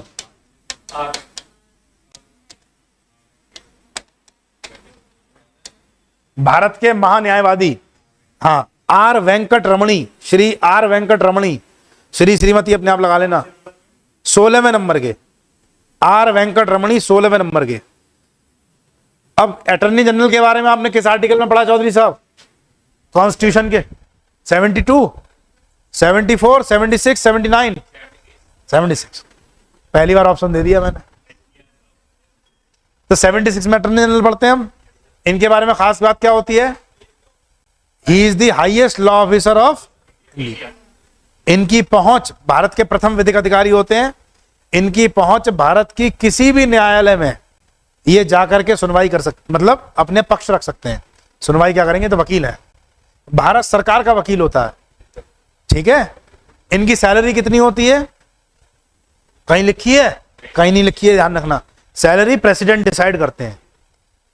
तीसरी बात, एक जो मोस्ट इंपॉर्टेंट है, एग्जाम में आता है कि अटॉर्नी जनरल केवल एक ऐसा व्यक्ति होता है, केवल इकलौता, जो किसी भी हाउस का मेंबर ना होते हुए भी, ना लोकसभा ना राज्यसभा का, लेकिन वहां की कार्रवाइयों में भाग ले सकता है। He can participate in any house, ठीक है, working in the business of any house without voting. Voting का राइट नहीं होता। वोट कौन करेगा, केवल मेंबर्स, चुने हुए या मनोनीत, नॉमिनेटेड मेंबर्स ही करते हैं, लेकिन ये व्यक्ति अपना पक्ष रख सकता है। बाकी संसद के किसी भी सदन में जाने का किसी और को कोई अधिकार नहीं होता है, लेकिन ये व्यक्ति जा सकता है, लोकसभा भी राज्यसभा भी, भले किसी हाउस के मेंबर नहीं है। कुछ कह रही थी आप? बिल्कुल होता है, क्योंकि ये भारत सरकार का वकील है, भारत सरकार ही बदल जाएगी, क्योंकि ये भारत सरकार का प्रतिपक्ष रखेगा। गवर्नमेंट चाहे तो आ सकता है, रीअपॉइंट हो सकते हैं, तो बड़े बड़े वकील रखे जाते हैं इसमें, ठीक है। तो आर वेंकट रमणी साहब है, इनका नाम याद रखिएगा, इंपॉर्टेंट है। अगला लिखिए, solicitor general of India. Attorney general से नीचे होता है सॉलिसिटर जनरल, तुषार मेहता, लिखिएगा। नंबर इनका नहीं है, थोड़ी देर बाद फोन नंबर मांगूंगा मुझसे। नहीं है, डेटा ही नहीं है मेरे पास, और ना पेपर में आएगा। आपको नंबर तो महान्यायवादी का भी नहीं पूछा जाएगा, वो तो लिखवा दिया क्योंकि था डेटा, लेकिन आपको पता होना चाहिए कि अटॉर्नी जनरल है क्वेश्चन, सॉलिसिटर जनरल, और भारत में अलग 3 अन्य एडिशनल सॉलिसिटर जनरल भी होते हैं। तो तुषार मेहता, सॉलिसिटर जनरल कौन है, तुषार मेहता। अगली पोस्ट लिखो, बहुत इंपॉर्टेंट है, एनजीटी के अध्यक्ष, नेशनल ग्रीन ट्रिब्यूनल, राष्ट्रीय हरित प्राधिकरण के अध्यक्ष कौन है? अभी लेटेस्ट बने ना, तो पेपर में पूछे जा सकते हैं। लिखो, chairman of NGT Adarsh Kumar Goyal, NGT के अध्यक्ष। नेशनल ग्रीन ट्रिब्यूनल, राष्ट्रीय हरित प्राधिकरण या न्यायाधिकरण। हाँ, तुम तो क्यों भूलोगे, लेकिन इतने मत सो जाना सपने में बोले मैं ही बन गया, अभी पहुंच रहा तुम्हें। आदर्श कुमार गोयल, लेकिन आदर्श इस नाम को नहीं भूलेंगे, आपकी क्लास में भी एक आदर्श है, आप याद रख सकते हैं। राज्यसभा के उपसभापति कौन है, सभापति कौन है? पहले एक तो कोई नहीं बोलेगा ऐसे, ये मुझे बताएंगे लास्ट वाले भैया, व्हाइट वाले, व्हाइट टी शर्ट में जो है। Chairman of Rajya Sabha,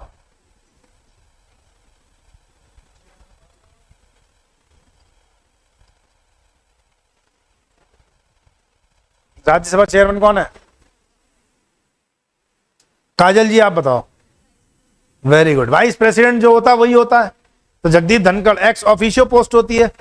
vice president का कोई और काम नहीं है, राज्यसभा की चेयरमैन ही करना है। लेकिन जब राष्ट्रपति अपनी कुर्सी पर नहीं होंगे तो ये एज अ प्रेसिडेंट वर्क करते हैं, एक्टिंग प्रेसिडेंट होते हैं या प्रेसिडेंट की तरह काम करते हैं, तब ये प्रेसिडेंट बन जाते हैं।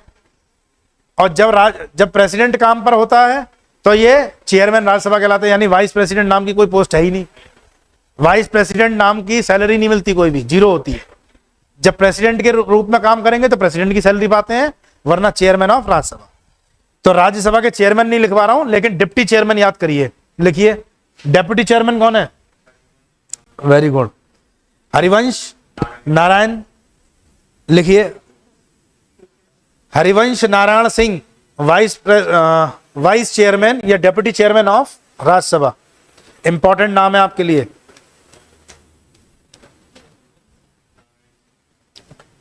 हरिवंश नारायण सिंह। अच्छा, राज्यसभा और लोकसभा दोनों हाउसेज में अपोजिशन का लीडर और लीडर ऑफ हाउस दो पोस्ट और होती हैं, एक सत्ता पक्ष का नेता और एक विपक्ष का नेता। सुने आपने? नहीं सुने? देखिए, विपक्ष का भी तो नेता होगा। तो लिखिए, सत्ता पक्ष का नेता राज्यसभा में, leader of house in Rajya Sabha, सत्ता पक्ष का नेता राज्यसभा में, leader of house in Rajya Sabha.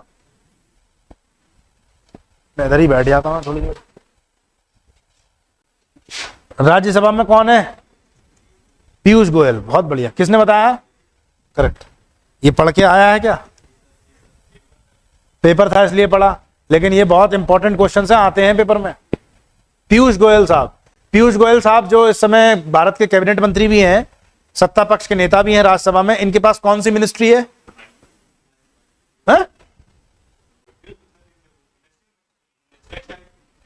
Textile है, बिल्कुल सही। और एक चीज और है, मिनिस्ट्री ऑफ कॉमर्स, वाणिज्यिक मंत्रालय।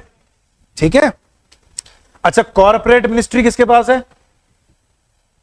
यार ये बड़ी बेसिक बेसिक बातें, ये आपको करनी चाहिए। ऐसे क्वेश्चंस आते हैं, बताओ दीदी एसएससी पेपर देने जाना है, कॉर्पोरेट मिनिस्ट्री किसके पास है? नहीं मालूम? हाँ, निर्मला जी पर ही है, फाइनेंस मिनिस्टर पर ही है। तो निर्मला सीतारमन फाइनेंस मिनिस्टर भी है और मिनिस्ट्री ऑफ कॉर्पोरेट भी उन्हीं के पास इस समय।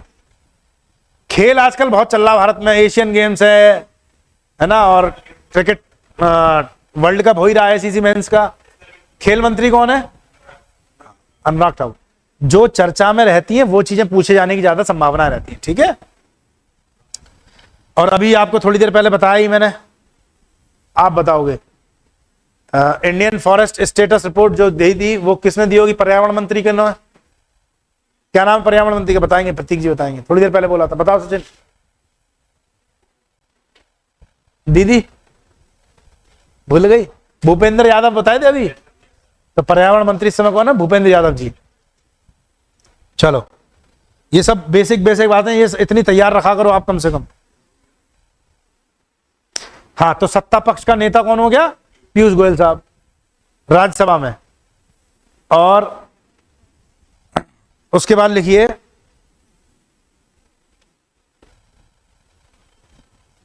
सत्ता पक्ष का नेता तो पीयूष गोयल लिखवा दिया आपको। विपक्ष का नेता कौन है? वो लोकसभा के हैं, अधीर रंजन चौधरी। लोकसभा, राज्यसभा में नहीं है। राज्यसभा में कोई भी नहीं है क्योंकि कांग्रेस पार्टी के पास उतनी सीटें नहीं है। तो 1/10 सीटें जिसके पास होती हैं, 1/10 का कोरम होता है, 1/10 सीटें जिसके पास होती हैं उसी का विपक्ष का नेता बनता है। तो राज्यसभा में ये सीट खाली है, वैकेंट है। ठीक है। लोकसभा में लिखिए, लोकसभा में विपक्ष का नेता अधीर रंजन चौधरी, कांग्रेस के हैं।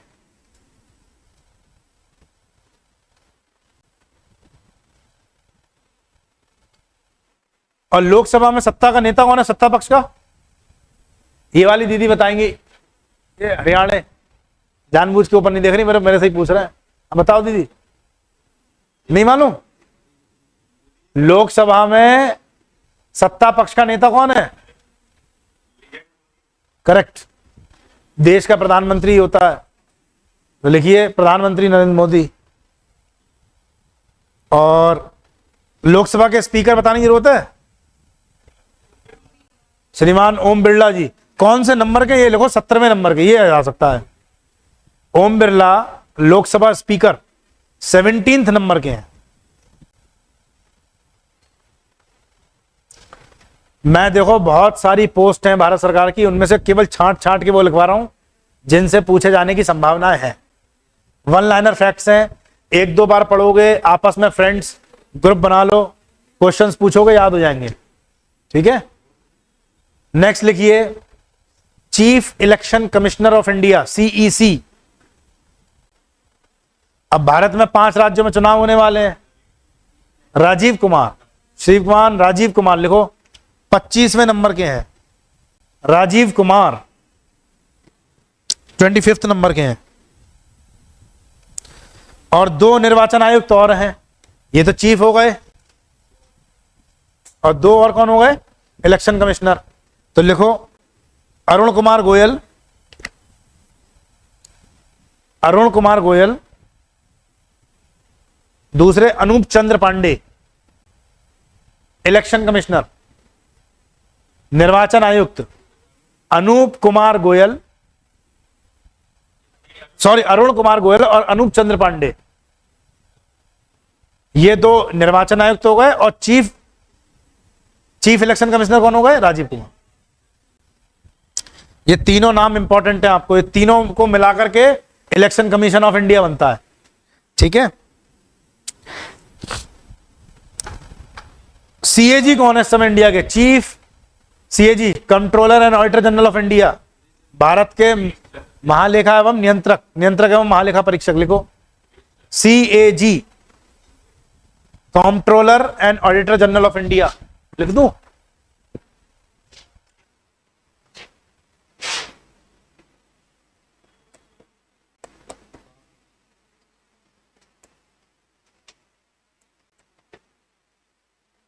सूर्य कुमार यादव, ये किस आर्टिकल में आता है सीएजी के बारे में? बहुत बढ़िया, शाबाश। आर्टिकल 148। सीएजी साहब कौन है? इन्हें शॉर्ट में सीएजी और हिंदी में कैग लिख के आएगा, कैग। तो श्रीमान गिरीश चंद्र मुर्मू, जीसी मुर्मू। नंबर लिखा नहीं, याद मत करना, 14वें नंबर के हैं वैसे। जीसी मुर्मू, गिरीश चंद्र मुर्मू।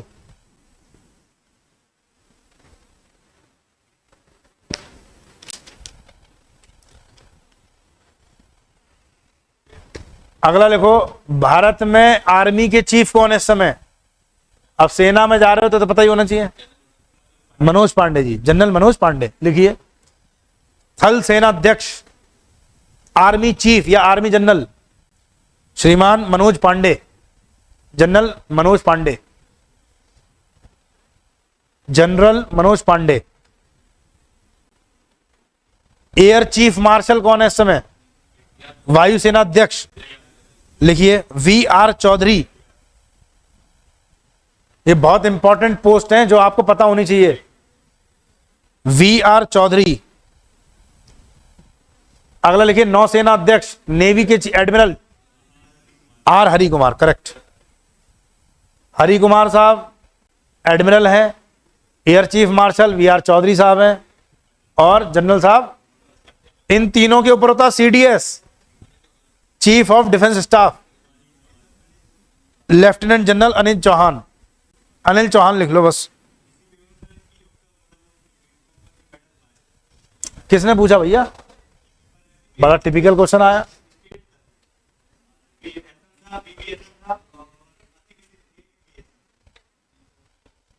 मैं तो छोड़ देता ऐसा क्वेश्चन को। बहुत अच्छी बात है। अब जरा कुछ और एडिशनल इंपॉर्टेंट पोस्ट। हाँ बताओ, दोबारा बोलिए, क्या कह रहे हैं? नेवी के लिखिए, आर हरि कुमार, आर हरि कुमार। ठीक है। अब कुछ और इंपॉर्टेंट पोस्ट हैं जो आपको याद होनी चाहिए। सारे आईएएसओ का बाप भारत में एक टॉप मोस्ट ब्यूरोक्रेट होता है जिसको बोलते हैं कैबिनेट सेक्रेटरी। वो व्यक्ति इतना इंपॉर्टेंट होता है कि उसके फोन में, मैंने आपको कभी बताया भी है शायद मजाक में, बताया नहीं बताया? कैबिनेट सेक्रेटरी का जो मोबाइल होता है उसके फोन में मालूम है किसकी कांटेक्ट लिस्ट में? Narendra Modi PM, home minister Amit Shah, Joe Biden president of America, Vladimir Putin, इनके फोन नंबर होते हैं। और मेरे तुम्हारे फोन में रमेश, सुरेश, सीता, गीता। इतना बड़ा इंपॉर्टेंट आदमी होता है कैबिनेट सेक्रेटरी। आप इतना ही समझ जाइए, सभी आईएएसओ का बाप होता है वो। उससे बढ़कर कोई पोस्ट है ही नहीं। प्रधानमंत्री भी उससे पूछ के काम करते हैं। तो सब सारे आईएएस सबसे बड़ा होता है, आईएएसओ भी सबसे ऊपर होता है कैबिनेट सेक्रेटरी, जो केंद्र में दिल्ली में बैठता है। और ऐसी ही पोस्ट स्टेट में भी होती है, लेकिन वो स्टेटों में सभी आईएएसओ का बाप होता है, वो होता है चीफ सेक्रेटरी, मुख्य सचिव, और ये होता है कैबिनेट सचिव। ठीक है। हाँ, तो कैबिनेट सचिव इस समय भारत में कौन है? लिखिए, राजीव गौबा। कैबिनेट सेक्रेटरी राजीव गौबा, बहुत इंपॉर्टेंट पोस्ट है ये। Senior most IAS. ये मान के चलो, ये तब बनते हैं जब पके पकाया बुढ़ा हो जाता है बिल्कुल। कम से कम 35-36 साल की नौकरी हो जाए आईएएस की पोस्ट पर जिसकी। राजीव गौबा, GAUBA, गौबा। ये आदमी इस पोस्ट पर 59 ईयर्स का जब हो जाता है या 58 का, तब पहुंच पाता है। ठीक है। अगला लिखो, प्रधानमंत्री का सलाहकार कौन है इस समय? Adviser of prime minister. वो एनएसए हैं। सलाहकार प्रधानमंत्री, अब पीएम है, पीएम आप जानते हो, इतना तो पढ़ ही लिया पॉलिटी आपने, देश का बादशाह, देश का राजा जो कहना चाहिए, सबसे सुप्रीम व्यक्ति है। अब प्रधानमंत्री को सलाह देने वाला कोई मेरे जैसा आदमी होगा? नहीं, इस आदमी की तो मैं पैर की धोबन नहीं हूं। कौन होगा? तो बहुत इंपॉर्टेंट पर्सन होगा जो प्रधानमंत्री को सलाह सही दे। अब डीमोनेटाइजेशन की सलाह देना किसी खास खोपड़ी वाले व्यक्ति की सोच होगी ना, वरना सरकार गिर जाती, बेटा प्रधानमंत्री तुम्हें निपटा देता उसे, सरकार गिर जाती तो सलाहकार प्रधानमंत्री लिखे तरुण कपूर साहब इस समय अपॉइंट हुए नए। तरुण कपूर सीनियर आईएएस होते हैं सब, ठीक है। Tarun Kapoor adviser prime minister, adviser PM. अगला लिखो प्राइम मिनिस्टर का प्रधान सचिव, principal secretary of PM, principal secretary of PM PK Mishra. ये इतनी खास चीज होती है प्रिंसिपल सेक्रेटरी के बारे में, मैंने इनका जलवा देखा एक प्रिंसिपल सेक्रेटरी का। प्रिंसिपल सेक्रेटरी का एक फोन भारत के पूरे भारत के किसी भी जिले के डीएम को चला जाए तो जीएम साहब खड़े होकर बात करते हैं फोन पर, अपने ऑफिस में भी बोले सर जैन सर बताइए आप क्या करना है, वो इतना ही बोलता है। और प्रिंसिपल सेक्रेटरी फोन नहीं लगाता है, फोन लगाता है इनका असिस्टेंट पीए, कहता लगाओ जरा फलाने फलाने राज्य के वो डीएम को फोन लगाओ पूरे भारत के, और जैसे ही फोन लगा के देगा तो पीए बोलता है सर बात करेंगे आपसे, प्रिंसिपल सेक्रेटरी पीएमओ से। बस डीएम साहब अपनी कुर्सी पे खड़े हो जाएंगे, कुर्सी के ऊपर खड़े हो जाएंगे डीएम साहब, हाँ जमीन पर भी नहीं। बोले सर बताइए जय हिंद सर, काम बताइए आप, आदेश करें सरकार। वो बोलते हैं मैं पीएम प्रधानमंत्री कार्यालय से प्रिंसिपल सेक्रेटरी पीके मिश्रा बोल रहा हूँ, मुझे ये काम फलाना इतनी देर में चाहिए। तो डीएम साहब भले ही अंडरगारमेंट्स में हो, भागेंगे तुरंत, नौकरी बचाएंगे तो काम शुरू करने, समझ रहे? ऐसे ही नहीं, इनके बारे में अगर आपको जानना है तो मैंने एक मूवी देखी थी। मूवी क्या है, वो एक्चुअली मूवी नहीं है, एक डॉक्यूमेंट्री है, आपको भी देखने को मिल जाएगी, कभी वहां जाइएगा राजघाट, गांधी जी की जहां समाधि स्थल है, तो राजघाट के ठीक सामने म्यूजियम है, गांधी म्यूजियम। वहां पर स्वच्छ भारत अभियान का एक म्यूजियम बनाया, अभी लेटेस्ट नया बना है, तो वहां पर फ्री में मूवी दिखाई जाती है और बहुत शानदार थिएटर बना है। उनकी एक ही शर्त थी कि 15 लोग होंगे कम से कम तब हम चलाते हैं। वो थिएटर पूरा घूम रहा था 360 डिग्री पर। तो मैं तो जब बैठा, मैंने कहा कुर्सी कैसे, मैंने देखा थोड़ी देर तो यही नहीं समझ पाया मैं, मूवी से पहले मैंने अपने को देखा मूवी चक्कर आ रहा है क्या, वो पूरी स्क्रीन घूम रही, स्क्रीन तो स्टेबल थी, आपकी चेयर्स वगैरह सब 360 पे घूम जाएंगी। तो उसमें मैंने मूवी में देखा था कि स्वच्छ भारत अभियान जब मोदी जी ने स्टार्ट किया देश में 15 अगस्त 2014 को, ये अभियान कि देश को स्वच्छ बनाना है, तो भारत की स्थिति बहुत खराब थी। तो 700 जिले के डीएम को बुलाया गया था प्रधानमंत्री कार्यालय में, ऑफिस में, और वहां पे रिपोर्टिंग करी थी सबने, और सबको इसी प्रिंसिपल सेक्रेटरी ने कहा था पीएम साहब ये चाहते हैं अपने अपने जिले में बताओ कितनी टॉयलेट्स नहीं है, कितने जिले, कितने गांव हैं, कितने ब्लॉक हैं, और कितने लोग टॉयलेट खुले में शौच करते हैं। ओपन डेफिशिएंट फ्री बनाना है, इसको ओडीएफ बनाना है, तो कितने टॉयलेट्स बनवाने पड़ेंगे, रिपोर्ट चाहिए 2 दिन के अंदर। मुझे लगता नहीं है डीएम साहब सोए होंगे रात में, रियलिटी बता रहा हूं, रात भर उनने बैठ के काउंटिंग करवाई होगी, अपने अफसरों को बैठाया होगा, 2 दिन में चाहिए हैं। और अरे जाहिर सी बात है, जब डीएम का बाप सीएम है और सीएम का बाप पीएम है, तो डीएम भी तो कईयों का बाप है, तो वो सोने नहीं देगा। और काउंटिंग करवा के सारा डेटा पहुंचाया प्रिंसिपल सेक्रेटरी को। प्रिंसिपल सेक्रेटरी प्रधान सचिव जो होता है वो पीएम को रिपोर्ट करता है सीधे कि सर इतनी रिपोर्ट है। तो हैरानी थी, मैं वो डेटा देख रहा था कि आजादी के समय भारत में केवल 2% लोग ऐसे थे जो टॉयलेट्स जिनके घर में थे, 98% पॉपुलेशन खेतों में खाद लगाती थी। रियलिटी की बात है, समझ रहे? तो यही समझता था आदमी, लेकिन वो ये भूल जाता था कि कितने हादसे होते थे इसकी आड़ में। नहीं, सांप बिच्छू कीड़ा मकोड़ा और दूसरी और भी समस्याएं थी बेचारे, फीमेल्स के साथ बहुत प्रॉब्लम होती थी, अपनी निजता को लेकर के, बच्चों के साथ बहुत समस्या होती थी।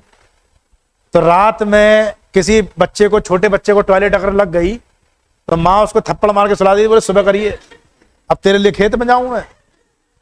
कितनी बड़ी प्रॉब्लम होती होगी। हेल्थ इश्यूज थे। खुले में अगर आप इस तरीके का वेस्ट, फीकल वेस्ट मटेरियल को अगर आप स्प्रेड करेंगे तो उससे बीमारी होने के चांसेस थे। 2% लोग जाते थे। मैंने वो डेटा पढ़ा, मैं हैरान था। और कमोबेश भारत आजाद होने के बाद 2014 तक, किसी पार्टी के प्रचारक नहीं बता रहा हूं, फिर मैं बता रहा हूं आपको, डेटा देख लेना आप, भारत सरकार के drinking water and sanitation department की उस पर पड़ा हुआ है डेटा। तो ministry of sanitation and drinking water, जिसके गजेंद्र सिंह शेखावत इस समय मंत्री हैं, उनकी मिनिस्ट्री में पड़ा हुआ है, 36% लोगों के यहां टॉयलेट्स थी। 2% से 36% बन पाई 1947 से लेकर के 2014 तक। यह हैरानी की बात है। सरकार की नीतियों में सबसे पहले प्राथमिकता में क्या आया कि गांधी जी का सपना है कि स्वच्छता को लेकर के सबसे पहले मैं ओडीएफ बनाऊंगा। तो मोदी जी ने 700 डीएम बुलाए और उनको रिपोर्ट मांगी और 55 करोड़ टॉयलेट, हैरानी की बात है, 55 करोड़ बनवाए और 2019 में ओडीएफ फ्री कर दिया।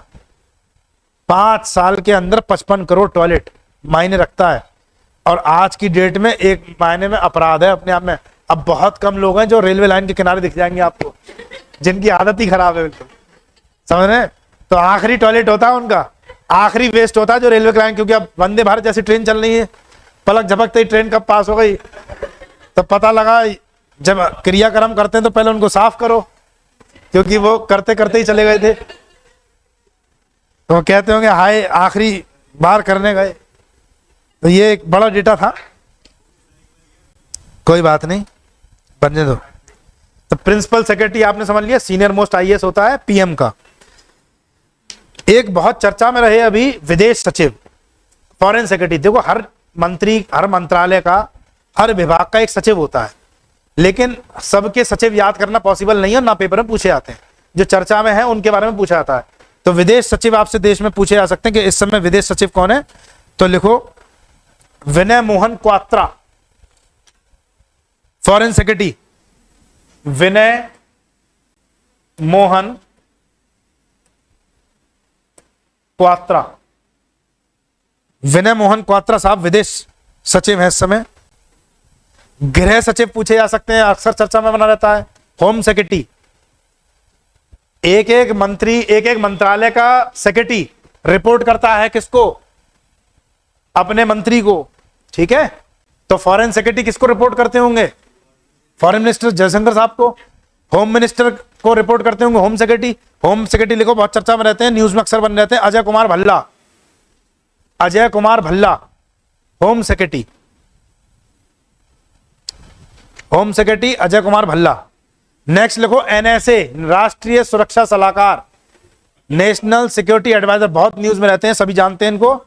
जेम्स बॉन्ड भारत के, श्रीमान अजीत डोवाल, मेरे लिए बहुत मतलब इंस्पायरिंग पर्सन है ये डोवाल साहब। पाकिस्तान में रहा 5 साल और उन्हें पता ही नहीं लगा। डोवाल साहब की स्टोरी भी बताई थी मैंने आपको, रिक्शा चला के रहे थे ये।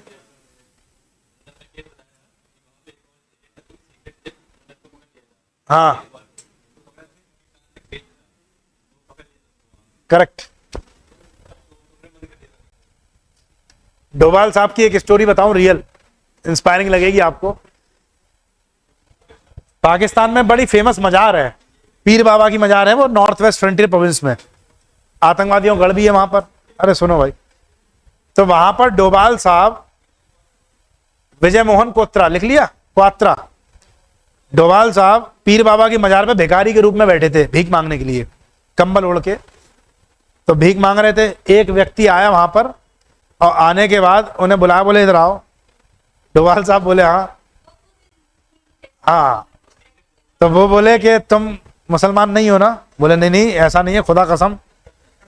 और उन्होंने सारी अपनी वही करी, बोले नहीं तुम झूठ बोल रहे, मुसलमान नहीं हो तुम, ये लो बख्शीश, लेकिन इतना मैं जानता तुम मुसलमान नहीं हो। तो उनसे डोभाल साहब डर गए यार, बोले मैं दूसरे के देश में हूँ, तो कैसे इनने पहचान लिया? तो उनसे बोले बाबा ये बताओ पहचाना कैसे आपने? बोला क्योंकि मैं भी हिंदू हूँ, कन्वर्टेड हूँ। मैंने तुम्हारे बैठने के स्टाइल से बता दिया मैंने, तुम मुस्लिम नहीं हो। हिंदू का बैठने का तरीका एक अलग होता है, मुस्लिम का एक अलग तरीके से होता है। और कान में छेद को लेकर के उनने पहचान लिया था कि कान में छेद है। मुस्लिम व्यक्ति के धर्म में ऐसा नहीं होता है, लेकिन हिंदू रिलीजन में रिवाज होता है कि कान में छेद करवाया जाता है। खैर जो भी है, इतनी बड़ी बात, दुश्मनों के देश में जाकर के रह करके आया तो जेम्स बॉन्ड ही होगा वो आदमी। तो इस समय डोभाल साहब एनएसए हैं, ठीक है। जल्दी से लिख लो, सीबीआई के चीफ कौन है इस समय? डायरेक्टर सीबीआई कौन है इस समय? लेटेस्ट हुए ना, सुबोध कुमार जायसवाल हट गए। देखना एक बार लेटेस्ट कौन आया है सीबीआई चीफ लेटेस्ट। अरे अंबानी का इस्तेमाल करो ना। डायरेक्टर सीबीआई, मेरे पास अभी जो डेटा है उसमें सुबोध कुमार जायसवाल है, लेकिन जायसवाल साहब हट गए हैं, कोई और आया अभी लेटेस्ट। डायरेक्टर सीबीआई है प्रवीण सूद। लिखो भाई प्रवीण सूद, करेक्ट। सुबोध कुमार जायसवाल की जगह आ गए प्रवीण सूद।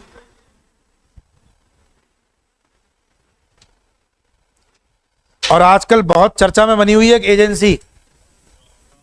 अरे रॉ क्यों यार, दिल्ली के 3-3 मंत्री जेल में डाल दिए।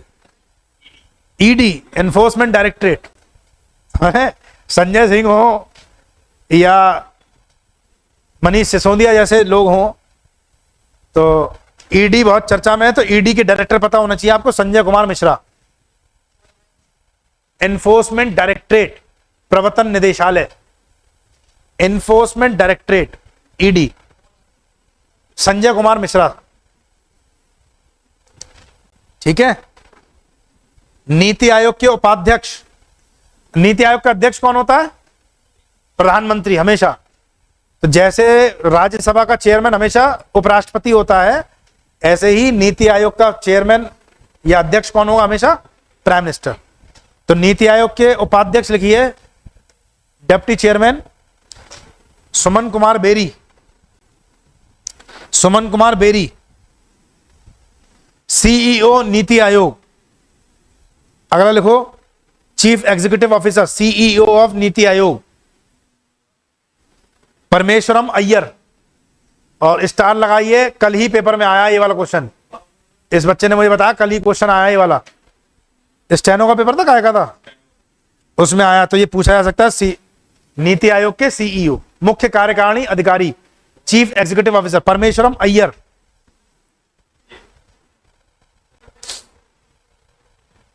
ठीक है। यूपीएससी आपका एग्जाम कराएगी, सीडीएस सीएपीएफ का चेयरमैन तो पता ही होना चाहिए। तो लिखिए चेयरमैन यूपीएससी कौन है इस समय? Doctor Manoj Soni. Doctor Manoj Soni UPSC chairman. संघ लोक सेवा आयोग, एनडीए का पेपर कराती है यूपीएससी, सीडीएस का कराती है, ये सब एग्जाम कंडक्ट कराती है। ठीक है। अगला लिखो राष्ट्रीय महिला आयोग की अध्यक्ष, नेशनल विमेन्स कमीशन। राष्ट्रीय महिला आयोग की अध्यक्ष कौन है? रेखा शर्मा। इंपॉर्टेंट पोस्ट है ये। एक लिखो NCSC, national commission of scheduled caste, अनुसूचित जाति आयोग के अध्यक्ष। NCSC, national scheduled caste commission. NCSC के अध्यक्ष कौन है इस समय? विजय सांपला।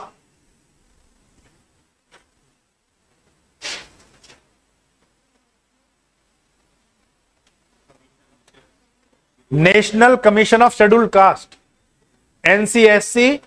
और अगला लिखना एनसीएसटी। शेड्यूल्ड कास्ट के कमीशन के अध्यक्ष विजय सांपला साहब। और अनुसूचित जनजाति आयोग, national commission of scheduled tribe, Harsh Chauhan. बस मैं अब छोड़ने वाला हूं आपको, इसलिए परेशान मत होइए, जल्दी से लिख लीजिए। मेरे चेहरे बता रहे हैं मुझे, बोले अब ये कब छोड़ेगा। मुझे भी मालूम है 1:30 बजे तो टॉस होगा, देखो अभी। अगला लिखिए 15th फाइनेंस कमीशन के चेयरमैन। हाँ, इंपॉर्टेंट पोस्ट है। 15वें वित्त आयोग के अध्यक्ष। 15th फाइनेंस कमीशन के अध्यक्ष कौन है इस समय? Chairman N K Singh, Nand Kishore Singh. लिख लिया।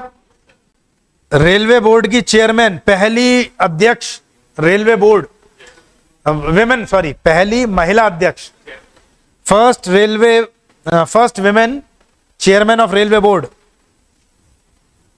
और सीईओ की पोस्ट भी इन पर कौन है? जया वर्मा सिन्हा। जया वर्मा सिन्हा, महिलाएं झंडे गाड़ रही हैं भाई साहब। जया वर्मा सिन्हा, ठीक है। इसरो के चेयरमैन पता है आपको? एस सोमनाथ, लिख लीजिए। और एक और लिख लो, सेबी के अध्यक्ष, security exchange board of India, SEBI, SEBI, security exchange board of India, SEBI के अध्यक्ष